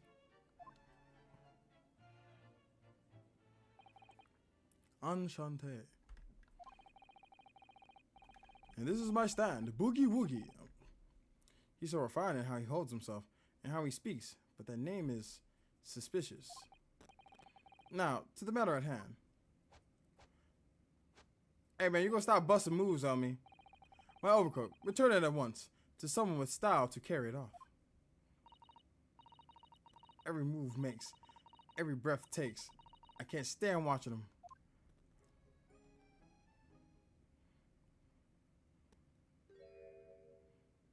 Well, he got his overcoat back.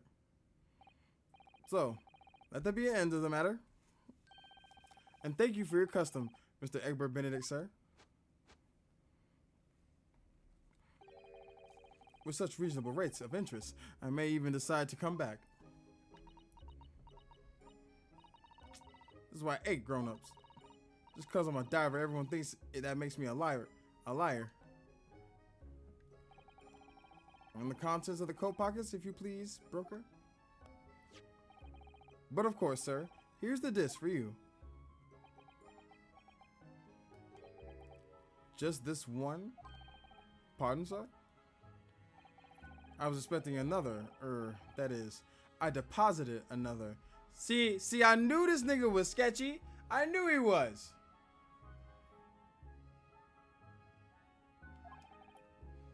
He looks like Kira from JoJo's Part 4. Oh dear. I regret to inform you, sir, that was what was deposited with me, was merely the overcoat. The disc happened to be in one of the pockets, but I was completely unaware of it till now. So, Gutterling, you're hiding more than what's rightfully mine, are you? Says who, eh? I don't know nothing about it. Very well. Then I shall bid you farewell.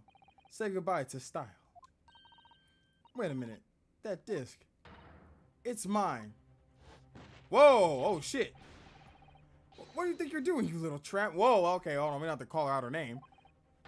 You've drawn blood, you filthy animal! Oh shit! Oh shit! Oh my! Yes, there's blood on the disc. It's because of all those sharp little bumps. The master have scratched his finger on them. Wait, isn't he wearing gloves? I found it first, alright? I mean, it belongs to me, old man. Okay, so obviously that is a fucking lie. So you're not having it. Or you take it. Why are we getting me involved? Hold on. Why do I have to get involved? I don't want to do none of this. No. Keep that shit over there between you and JoJo Man. Me? If I ain't gonna do it, they'll add me off with it again. So you keep all of it. Why would you think giving it to me would be any better? How do you know I'm just not gonna give it to the top hat man? Mr. Straight, why is this so important to her?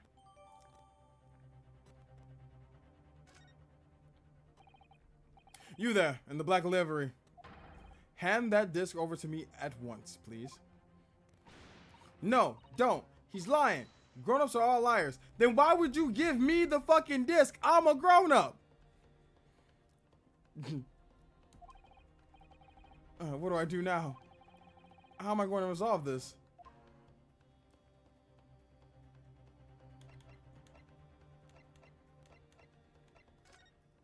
You know what? Let's leave. Sherlock! Sholmes! Hey, Auntie, thank you for clocking in. We got baby bottle pops in the break room. Go ahead, grab you something and get back to the work. The company thanks you. The corpany thanks you. How you doing, Auntie? Mr. Sholmes, what are you examining such keen interest there? As you enjoy a bar of camel, I see. Is he back to being sad? So, you found me at last, Mr. Naruhado. Sorry? After that young pickpocket sent me on my way, I was forced to lurk in the shadows. Truly ostracized as the rest of you partook in a jovial atmosphere of fellowship. Oh my god. Working late? Tell them you want to go home, Auntie.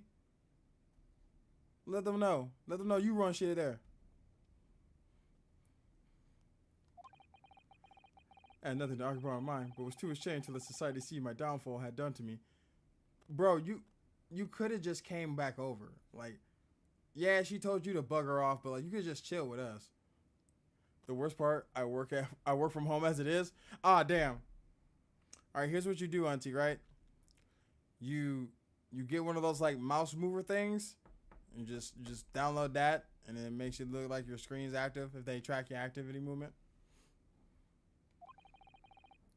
So feigning mock interest, I pretend to examine tedious trinkets in this desolate place, whilst as you shrewdly observed, gnawing on the only friend I have left, the 7-cent per solution caramel. Pray, do you claim to understand the depths of my despair, Mr. Naruhado? But how could you?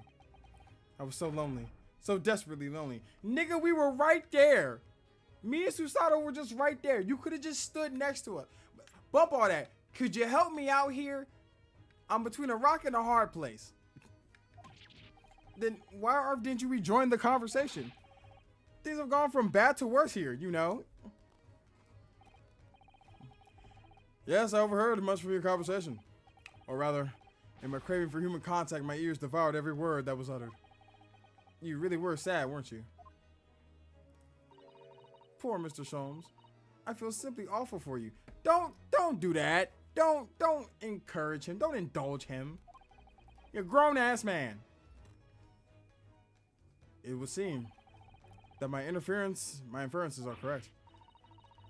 Oh, surely you're not about to tell us that you solved the entire case once again. He never does. He never does. Susato, we've been here long enough to know that his deductions are never spot on the first time, and we gotta fix them every time. My dear madam, sometimes I wonder, were my genius for deduction to be commoditized? How much could I pawn it for? It seems Mr. Sholmes has had another one of his flashes of inspiration. Who knows if it'll help resolve the situation between Mr. Stride and the mysterious gentleman. What's the right thing to do here? Alright, let's get this out of the way. Because at least if he does the deduction, we can fix it and actually find the truth. Well, Mr. Stride, it would appear you find yourself in something of a predicament. Where the blue blazes have you been, eh? Pardon? When a lady's in trouble, a true gent's supposed to be there and out. Straight away. Not an hour later. Ooh. She kind of got your ass there, Sholmes. Harsh. Ugh. And who, pray tell, are you? Mr. Egbert Benedict. You have, in my eyes, a veritably encyclopedic array of curiosities about your person. Nevertheless, there are two immovable conclusions I have drawn. I beg your pardon? The first is this. The true reason for your visit to this pawnbrokery today is something you have not yet revealed. And the second is this.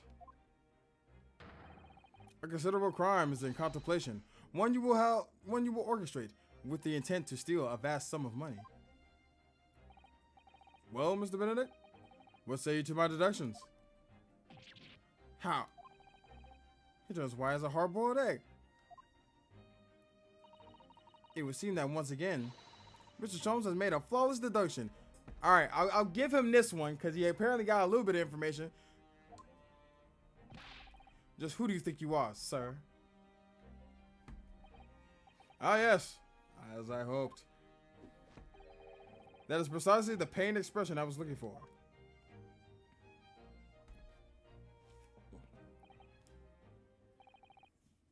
So, shall we begin? The time has come for yet another Sherlock Sholmes' logic and reasoning spectacular.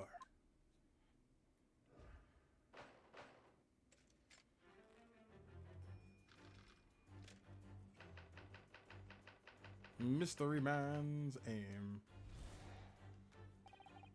First of all, we must ask ourselves, on what business you ventured into this pawnbrokery today? You claim to have followed this pickpocket here, having had the redemption ticket stolen from you on the street. But that is most certainly a lie. The real truth is something quite different. As revealed by that which you hold in your hand. Yes, what brought you to the shop in the first place is the staff recruitment flyer. Alright, and we're already off the rails. The piece of paper in your hand is a staff wanted advertisement from this very shop. Yet the most unobservant would soon realize that a man of your appearance has no need for such employ. Hey, Cameron, thank you for clocking in for your shift, big dog. We got baby bottle pops in the break room today. Go ahead, grab you something and get back to work. The corporate thanks you. In other words, there is some ulterior motive for your actions. The cane, which you unwittingly clutch in your person, exhibits an incontrovertible contradiction. What utter rot! I've had this cane for years. The contradiction of which I speak of course. Missing a ferrule. The end of a walking cane should be terminated with a metal ferrule to protect the wooden tip. and yet detailed analysis shows the wooden tip of this stick is utterly bare. I'm not like, but two Latinas, a goth baddie, and a half-pound of weed, I say that's justifiable excuse. You know what? That's fine. That was meant to say, I know I'm late, but my excuse is, hey, listen, that's all good, bro, as long as you having fun. Therefore, there is only one conclusion. The rod that you hold in your hand, which appears to be a walking cane, is in fact not a cane at all.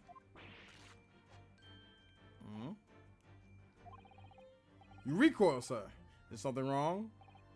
Well, And in your recoiling, you've inadvertently facilitated the answer to the next conundrum to present itself. Namely, what is the truth behind this rod you bear? You say rod. Yes, your action betrays the truth.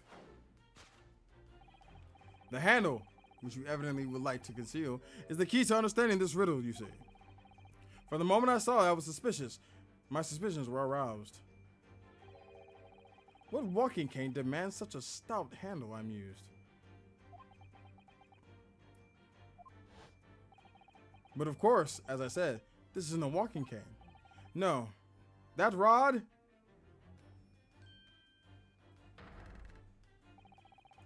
is the broken handle of a shovel. The question behind the mysteries is which one of you broke motherfuckers stole my weed? It's probably Benedict or the girl. What? Are you insane? Yes. Yes, he is clinically insane. And now, having determined this undeniable truth, the conclusion is clear. Your true motive for coming here was to take employment at this establishment in order to excavate the ground beneath the premises. Oh my fucking God. What a calculated crime you've conceived, sir. A wickedly calculated crime. Okay, but why? Why does he want to dig up the floor?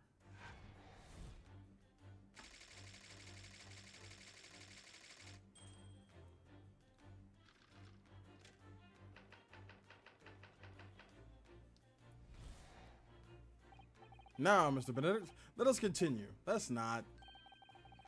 For we must expose the details of this elaborate crime you have been planning. This is utterly absurd. I'm so sorry, Mr. Benedict. You suggest that I, a gentleman, intend to excavate the ground beneath this pawnbrokery with a broken shovel? I know, it sounds dumb as hell, don't it? What on earth do you propose I could expect to find there? Damn, he kind of hit that shit, though. Some long-forgotten treasure, I suppose? Save for such a fanciful theory, what possible reason could I have to do as you say? Oh, but there is an ample reason. As you are the only one, As you are only too aware, Mr. Benedict. Ah, and your furtive glance is more telling than I could have hoped. What? Let us consider that what would motivate a man to infiltrate a shop such as this and covertly dig beneath its floor? The answer is revealed by the council notice on the counter which your eyes were inadvertently drawn. This letter gives notice to the public works to be carried out in the local area. And according to the enclosed plan of the upcoming sewage works, beneath this shop runs a sewer that adjoins another, one that runs under the bank on the opposite side of the road. This madness has entered the sewers now, has it? By excavating the ground beneath our feet, you would gain access to the waterway that flows in the very close proximity of the great vault of the financial institution opposite. What are you? In summary, sir, you devised a master plan to pull off an elaborate bank robbery by dint of the underground tunnels. Oh, he's just fucking reaching for it. Master plan? Which brings us to the last of the final chapter of this lurid scheme. With what plunder did the thief hope to make off from the underground vault of the bank? Are you quite serious? Having consulted with the Scotland Yard some days ago, I happen to know the answer. But naturally, the answer is no secret to you, is it, Mr. Benedict? I have no idea what you're talking about. Allow me to present a rather interesting piece of evidence. You see, this picture postcard tells us all we need to know. A postcard of the Great Exhibition? I'm afraid you've quite lost me. He's lost everybody. Currently in the final stage of preparation, the Great Exhibition will soon be underway. And the government has provided extra funds to complete this centerpiece, the Crystal Tower. Funds that currently sit in the vault of the bank. Other side of this road. Pardon? Yes, the considerable crime you've been contemplating is the theft of that which sits in the vault of that bank. The special reserve funds for the Great Exhibition. Of course, that is top secret police information, so keep it under your hat, please. And you just told everybody in this fucking... Look at this dumb motherfucker. Holmes, once again, you don't know when to shut up.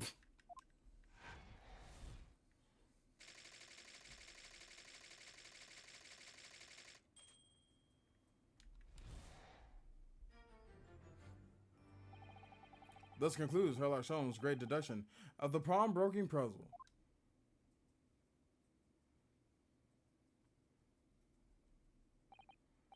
Mr. Sholmes? Well, Mr. Naruhodo, an impressively upbeat deduction for a detective racked with loneliness. Would you not agree? Was it true what you said about the bank over the road? And what was in its vault? Indeed! Though few know of its existence, it is one of the government's most closely guarded secrets. Not anymore! Gregson told me, in the strictest confidence. You shouldn't have told you shit.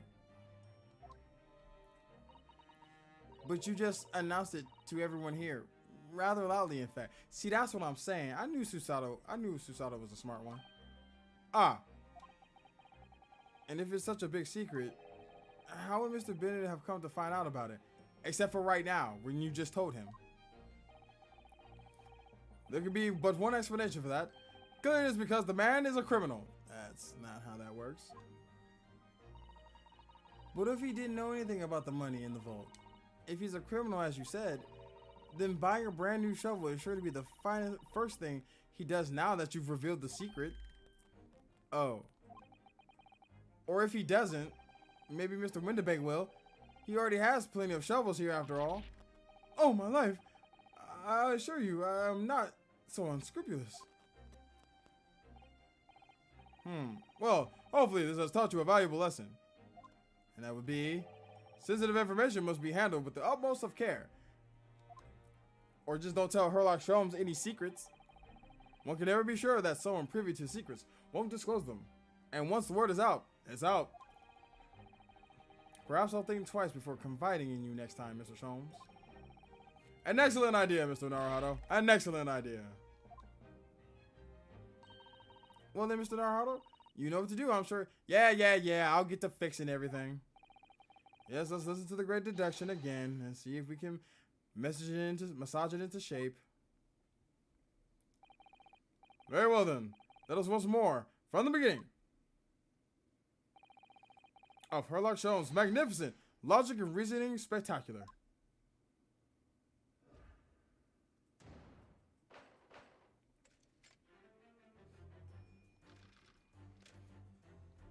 Mr. Man, conclusion.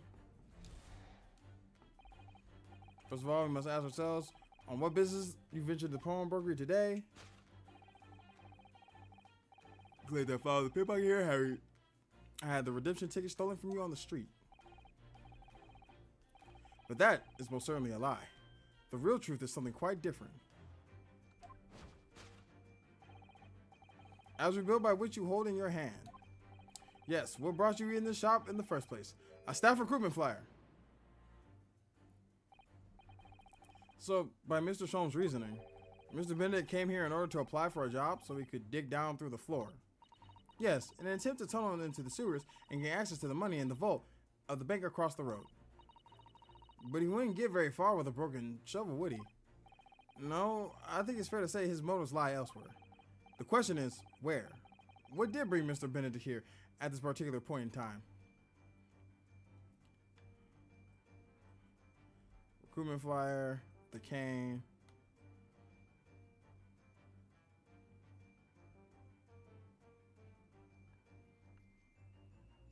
What you got behind your back? Where's your hand, other hand? Show me your hand. Show me your hand. The other hand, where is it? I can get it. I know I can. Just gonna angle this motherfucker out a little bit. What's this?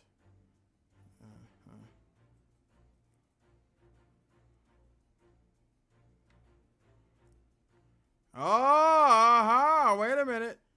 He's right. He was on the right track. It is the flyer, but it's something on the back of the flyer.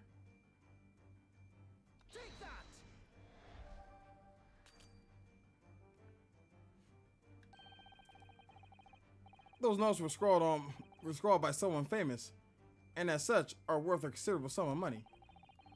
The fact that you handled the paper on which they are written with gloves only proves my theory. So you came here today with the intention of pawning it as much. What? What spectacular contrived logic led you to this mindless conclusion? Oh, well, it's supposed to be logic and reasoning spectacular, so I thought I could contribute to the show. This is my show, Mr. Naruhodo. Kindly perform any peculiar experiments on your own stage. Sorry. Wait, hold on. That has to be it, though. I still don't quite understand why this gentleman came into Mr. Winterbase today. He may look smartly dressed man about town, but perhaps he is destitute, really. I really think that's the only explanation. You must stop thinking along those lines, Mr. Naruhodo. Yes, I suppose you're right.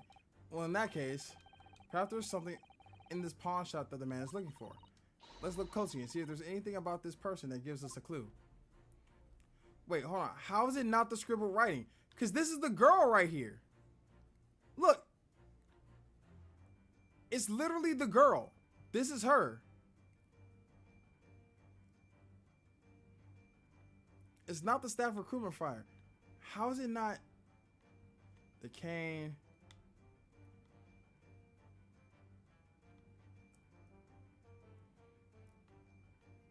A stylish hat? No, you don't give a fuck about no damn hat.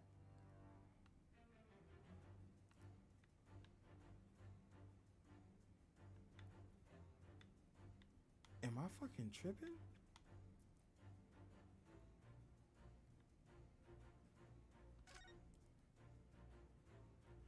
Oh my fucking. I hate this game sometimes.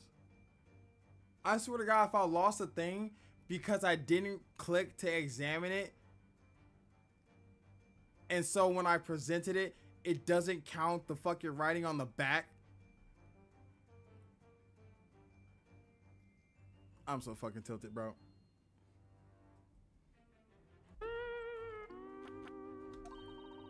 Look at all those scribbled notes on the back of the flyer here. I don't believe it. What is it? Listen to what it says. Name, Gina Lestrade. Height, 5'2". Green cap, scruffy waistcoat. Grubby white shirt. Blue satchel, ragged. It's a detailed description of Miss Lestrade. Goodness. There's even a sketch of her, hat and all. Although, if you showed it to her, she'd fire that smoke grenade launcher in his face for sure. And look, the details of the shop have been written down here too. Winterbase Pawnbrokery, Baker Street. Redemption deadline, 15th of April. Which is today's date. Our Mr. Benedict had all that information scrolled on the back of this piece of paper. So he can still, so she wasn't lying. She's right. That's right. The coat does belong to her, along with that music disc.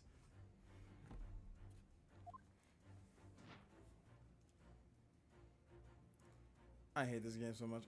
This is what we're supposed to present.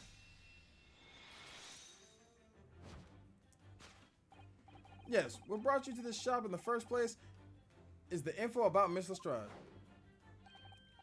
Quite so, my dear fellow. It would appear that the writing in the sketch on the reverse of the flyer pertains to the pickpocket Miss Lestrade and to Mr. Winterbase's pawnbrokery here.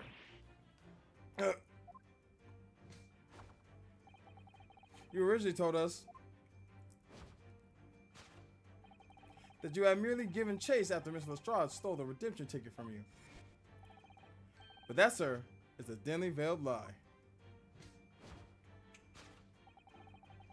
It's the information on the back of the flyer that led you here today. By which I mean, here to Winterbane's pawnbrokery. And today, the redemption deadline of that overcoat.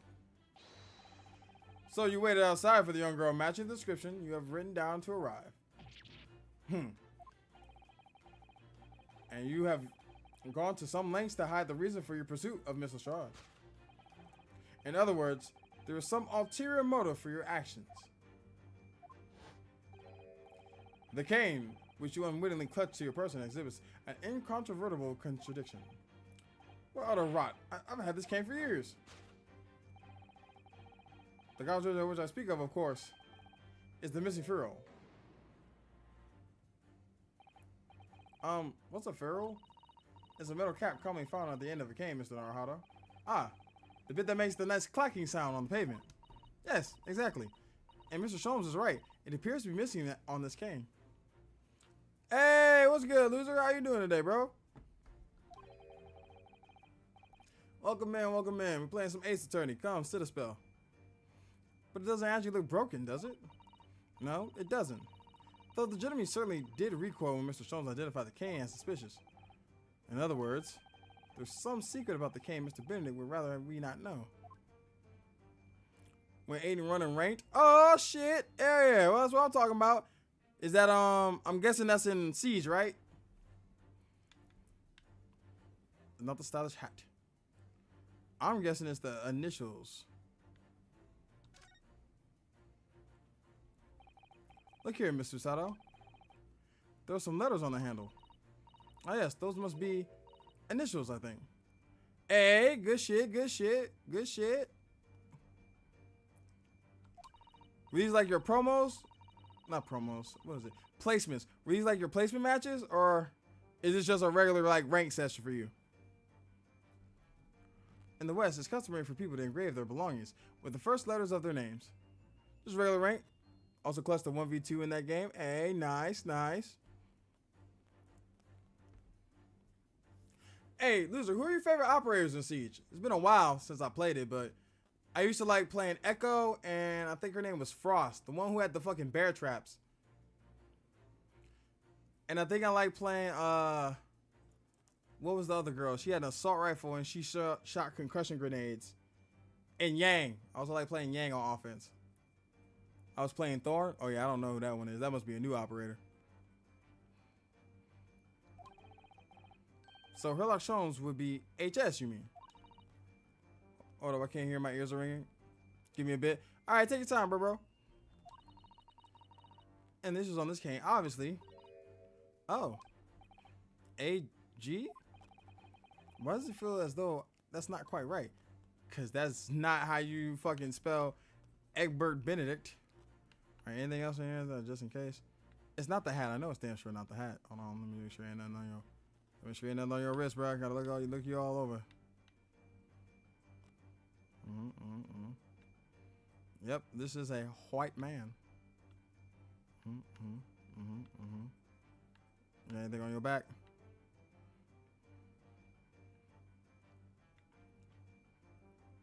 Alright, I'm just gonna assume it's the fucking lettering. Nice. The conjuration of which I speak is, of course, the initialing. A most astute observation, wouldn't you say, Mr. Egbert Benedict? We are led to believe, sir, that your initials are EB. Yet in the most possessive manner, you have in your grasp a cane bearing the initials AG. An incontrovertible contradiction indeed, would you not agree? No, you're wrong. This cane isn't... You said before that you had that cane for years. Okay, I'm good now. I was playing Ash, Thorn, and Flores. Okay. I don't know who Thorn and Flores are, but I remember Ash.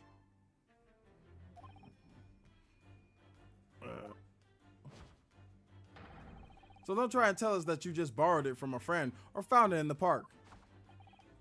In short, though you hold yourself to be a gentleman, you have withheld your true name. Oh, we on to it now. Did your pants just rip? You recoil, sir. Is something wrong? Alright, well, And then you're recoiling, you inadvertently facilitate the answer to the next conundrum to present itself. Namely, what is the truth behind that rod you bear? Ah yes, your reaction betrays the truth. The handle you evidently would like to conceal is the key to understanding the riddle you see. Let's consider the bare bones of what's happened here. Mr. Straub redeemed that fine-looking overcoat, and now a mysterious man has appeared, introduced himself with a fake name, and claiming that the overcoat belongs to him.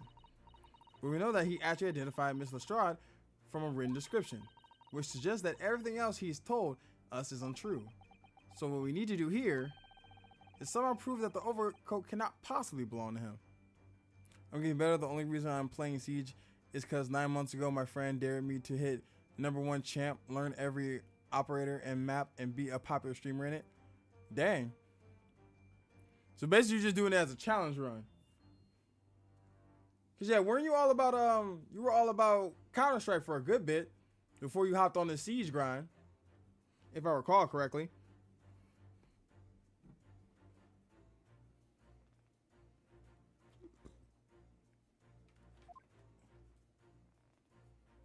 Okay.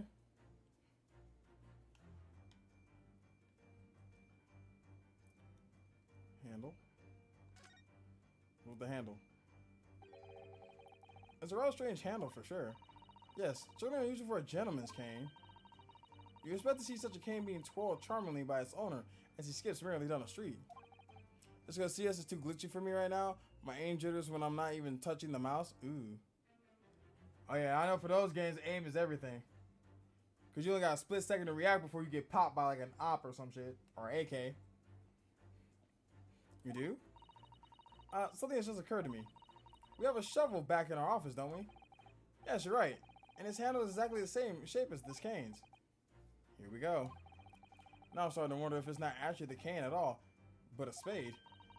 Mr. Strong's deductions are curiously compelling, aren't they? I don't believe you. Handle? I don't think it's the handle, though. Because it can't be the initialing. And the handle which you evidently would like to conceal. Wait a minute, hold on. Split seam. Ah. I knew I heard something rip. Oh, the seam of the shoulder is coming apart. Look. So it is. Do you know, a moment ago, Mr. Benedict was surprised by something that was said. I thought I heard him make a rather strange noise. It sounded a bit like a tiny growl. But now I think it probably was the sound of this seam ripping open. If you look closely, it does seem to be a very tight fit. As if it doesn't fit him at all.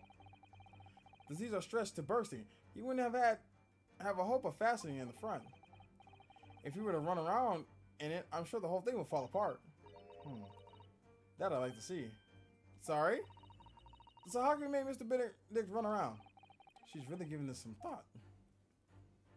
It's gotta be the seam, because it doesn't fit him.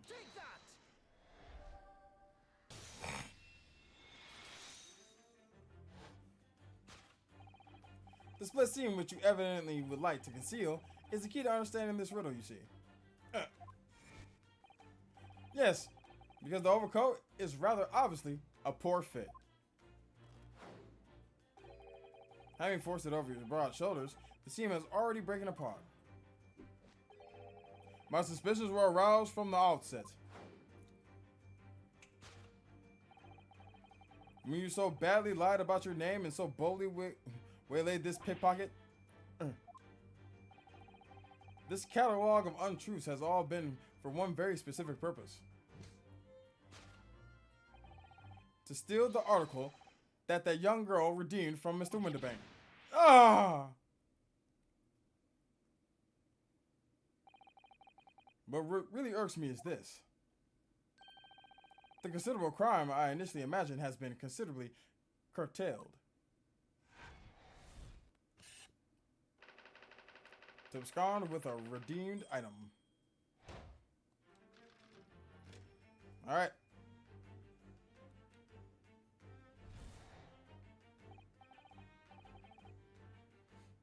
Now, Mr. Benedict, let us continue. For we must expose the details of this elaborate crime you have been planning. This is utterly absurd. You suggest that I, a gentleman, designed a wheeze to filch from some tawdry article ponage? Yes, yes we do. I do love CS, I just can't with it anymore. What you see is what you get. All I see is 15 headshots, no damage. Yeah. I don't really blame you. It's always, sometimes it sucks when like your main game, you just not feeling it no more. Or like, you know, you just can't play it as optimally as you can because of either factors outside your control or shit that the devs do. That's why I don't be playing ranked in Marvel Rivals no more. I'll play click play in that game, but I can't do Rivals. That first grind to plat I did, it was not fun. It just was not fun. And I can't play any of the characters I ever like. Like Penny is so fun to play, but she's a bad tank. Even in control maps, it'd be better if I played like Mag or something.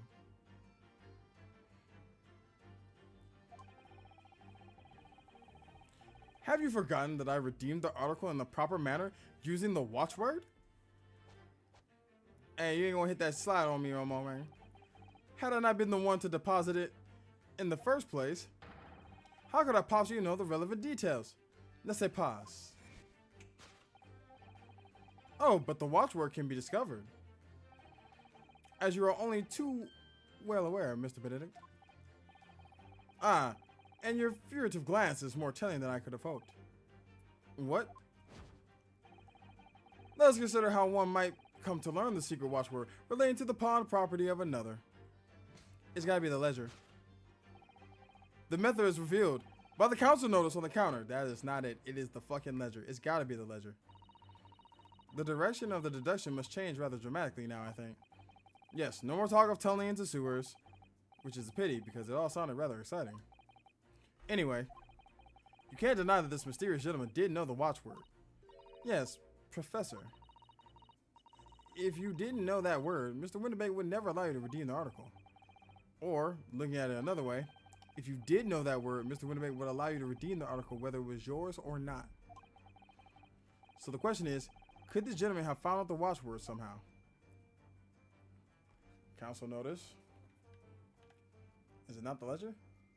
Old lamp, notelet. Ah, shit, hold on. Look at this, Mr. Sato. It appears to be a memo that Mr. Winterbank has scribbled to himself. Let's see. What does it say? Oh, Professor. He had it written down. On the fucking counter. You know, Mr. Winterbank, this may be a little bit harsh, but maybe you should blow your brains out, bro. Because what the fuck is this? Mr. Winterbank must make note of the watchwords his customers give him right before their eyes. And an alarmingly clear script as well. I just watched my teammate throw tracks in an empty room. What the fuck? There was no one there. Hey, maybe he's booby trapping it, bro. I don't know. Shit, I don't know the meta for fucking Siege no more. Oh dear, I don't know where to look. Who knows what other secrets I might see? I'm in a quick match. Ooh. Hey man, it's pubs. You know what I'm saying? It's gotta be the fucking notelet. It's the notelet. These players are fresh out the box. Bro says they knew. The method was revealed by the notelet on the counter, to which your eyes were inadvertently drawn. Yes, the broker here follows the same procedure whenever a customer comes to redeem an article. He asks the customer for the watchword, notes down the response uttered on a notelet he has in hand. That's the hand. Then he consults his ledger, confirms whether or not the watchword matches the article in question. I would expect nothing less of a diligent pawnbroker. But his diligence clearly has its disadvantages. What are you talking about? It is increasingly apparent that you were present in the shop before your accusation against Mr. Strahd.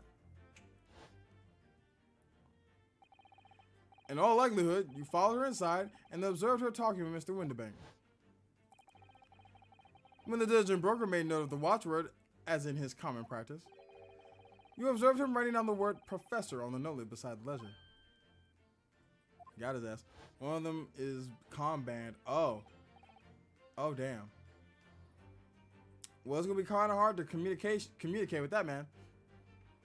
And that, sir, was the master plan you devised to steal the pawned article from the young Miss Lestrade.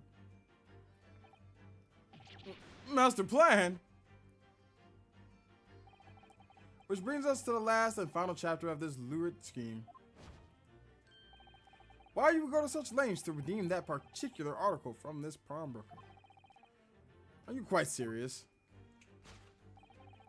For an ill-fitting overcoat, it hardly seems to justify an effort, much less the worthless music box disc. But naturally, you had a very good reason to make them yours, didn't you, Mr. Benedict? I have no idea what you're talking about. I'm antisocial. Why do you think I'm spending my last minutes awake on Steam and playing a game? I mean, you gotta have comms with your teammates sometimes, especially in rank, especially the higher you go. Allow me to present a rather interesting piece of evidence. You see, this picture postcard tells us all we need to know. And no, it doesn't. The articles we're talking about are the overcoat and the music box disc that was in one of the pockets, which according to Mr. Windibank isn't even worth a penny. And yet this man went to such lengths to steal them. Why? I wonder if perhaps we already have the evidence we need to explain it, Mr. Naruhodo. Could we? Really? I better have a thorough look through all the evidence we've collected so far. It's gotta be the music box disc. Let's examine it. I mean, besides, shit, nigga. What is this? What is this?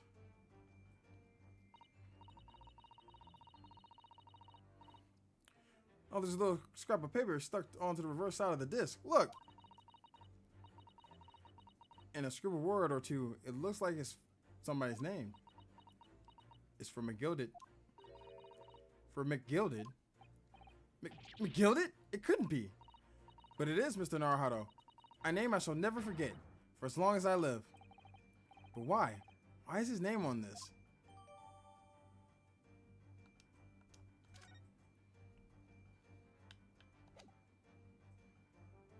Take that!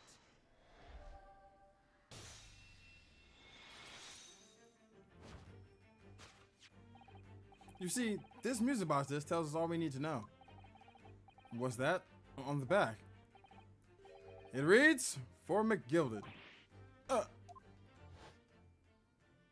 Not the last guy. Imagine spending $20 on an operator skin just to get knife. Hey, you win some, you lose some. Ah, Mr. Magnus McGilded. The unfortunate philanthropist who perished in curious circumstances at the Old Bailey 2 months ago. A prominent man in London, though his loan mongering demonstrated a distinct lack of scruples. So, you're an associate of his, are you? Or perhaps a subordinate?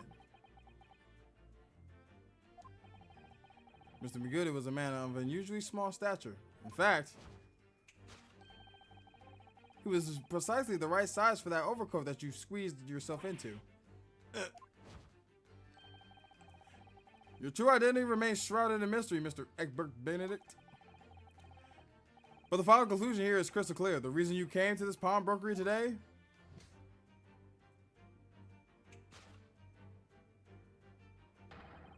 was to retrieve an article left behind by the late Magnus McGilded.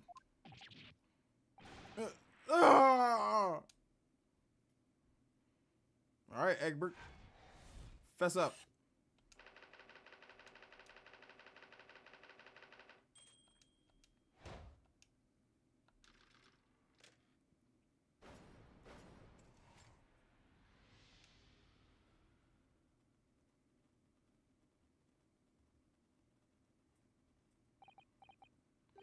Well, well, Mr. Magnus McGilded.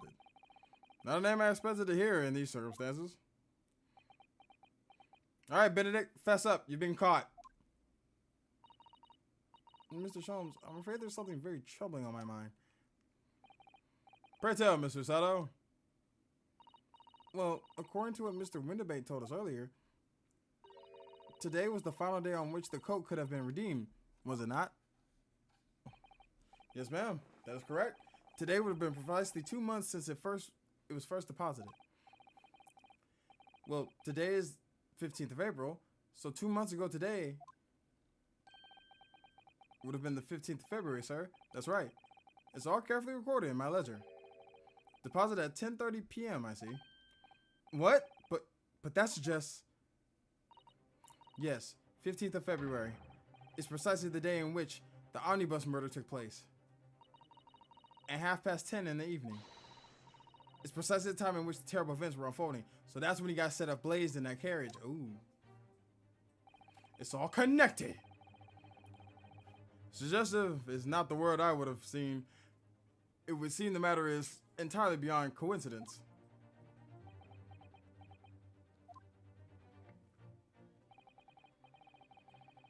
You are, of course, at liberty to make whatever outlandish deductions you choose. However... Oh, shit, he got a gun! I must insist you hand over the music disc now. Alright, listen. I got a katana in his dream. Alright, here's what we're gonna do, Ryunosuke. He's gonna shoot, we're gonna parry the bullet like we're in Sekiro, we're gonna cut off his arm, and we're gonna be good. It would be a terrible shame for you to return to your native land in a box. What do I do? Man, fuck you, I ain't scared of no gun, pussy. Bang it! There's some things a man must protect at all costs. I bet you will pull the trigger. No balls, no balls. This may be one of those things. Then again, it may not. Yeah, Mr. Winterbank, that's right. Up that shit on him. This is my shop. I can't allow any harm to come to my customers. If that were to happen, I should have to take my own life. All right, that's not who you need to be pointing at right now, Mr. Winterbank. I'm gonna need you to point that gun at the top hat man. Mr. Winterbank, no. All right, that's enough. Oh, thank God the cops are here. Cause I was not confident I was gonna make that parry. Yama is usually the one that, you know, fucking makes the parry. I got one time for some shit to go wrong. And it takes 1 second, all of a sudden I miss that parry, and all of a sudden it's just Inspector Gregson. Inspector? That's right, Sunshine. The alarm was raised on one of our dedicated emergency lines. So we got as fast as we could. Now, what's all this about? Eh? Oh, praise be. You're here at last. I was moments away from forfeiting my own life in my very own establishment. You could have just also pointed the gun at him. Yeah, what you gonna do now, egg boy? Yeah, 5-0 here, 12 here. I know you only got 6 shots. I'm seeing you have the upper hand. You damn right, and you going to jail.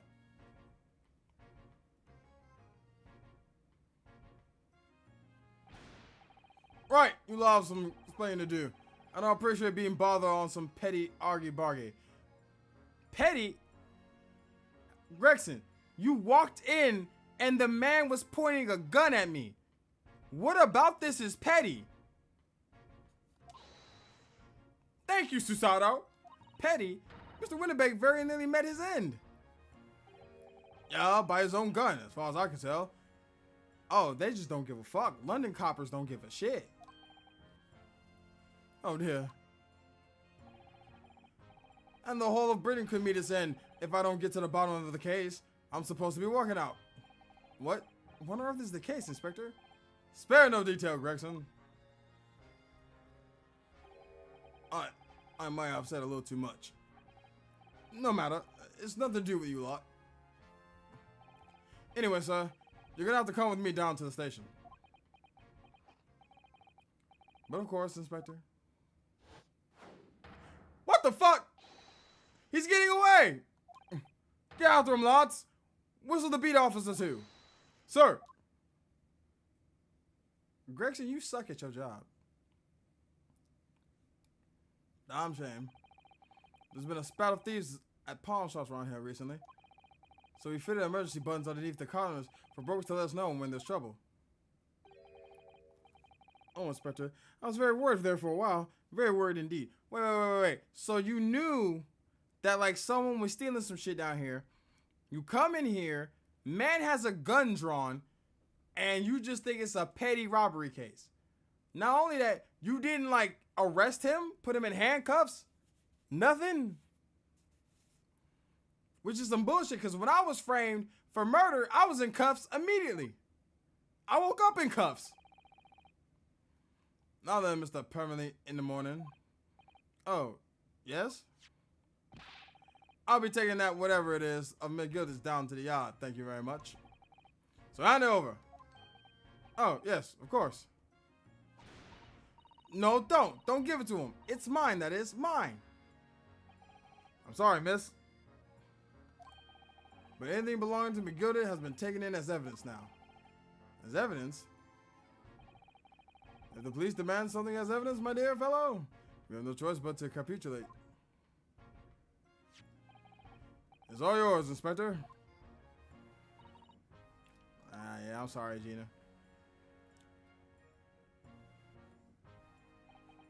And so, we handed Mr. McGilda's disc over to Inspector Gregson. And were summarily turfed out of the shop onto the street.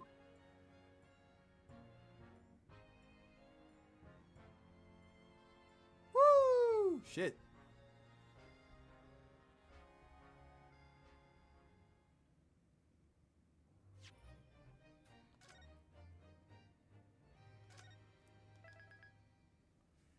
All right, we're on part 2. Damn, these investigations take a while, bro. All right, y'all. So, I'm going to shut it down for right now. Thank y'all for kicking it with me for a little bit. I know it's a shorter stream than usual, but I got some stuff I need to handle right quick off stream. And besides, I'm going to be trying to get some actual sleep schedule rectified back in order because my sleep schedule's been shit and I've been mad tired a lot. So who are we going to? Shit, who we going to fucking motherfucking see today? Who's up?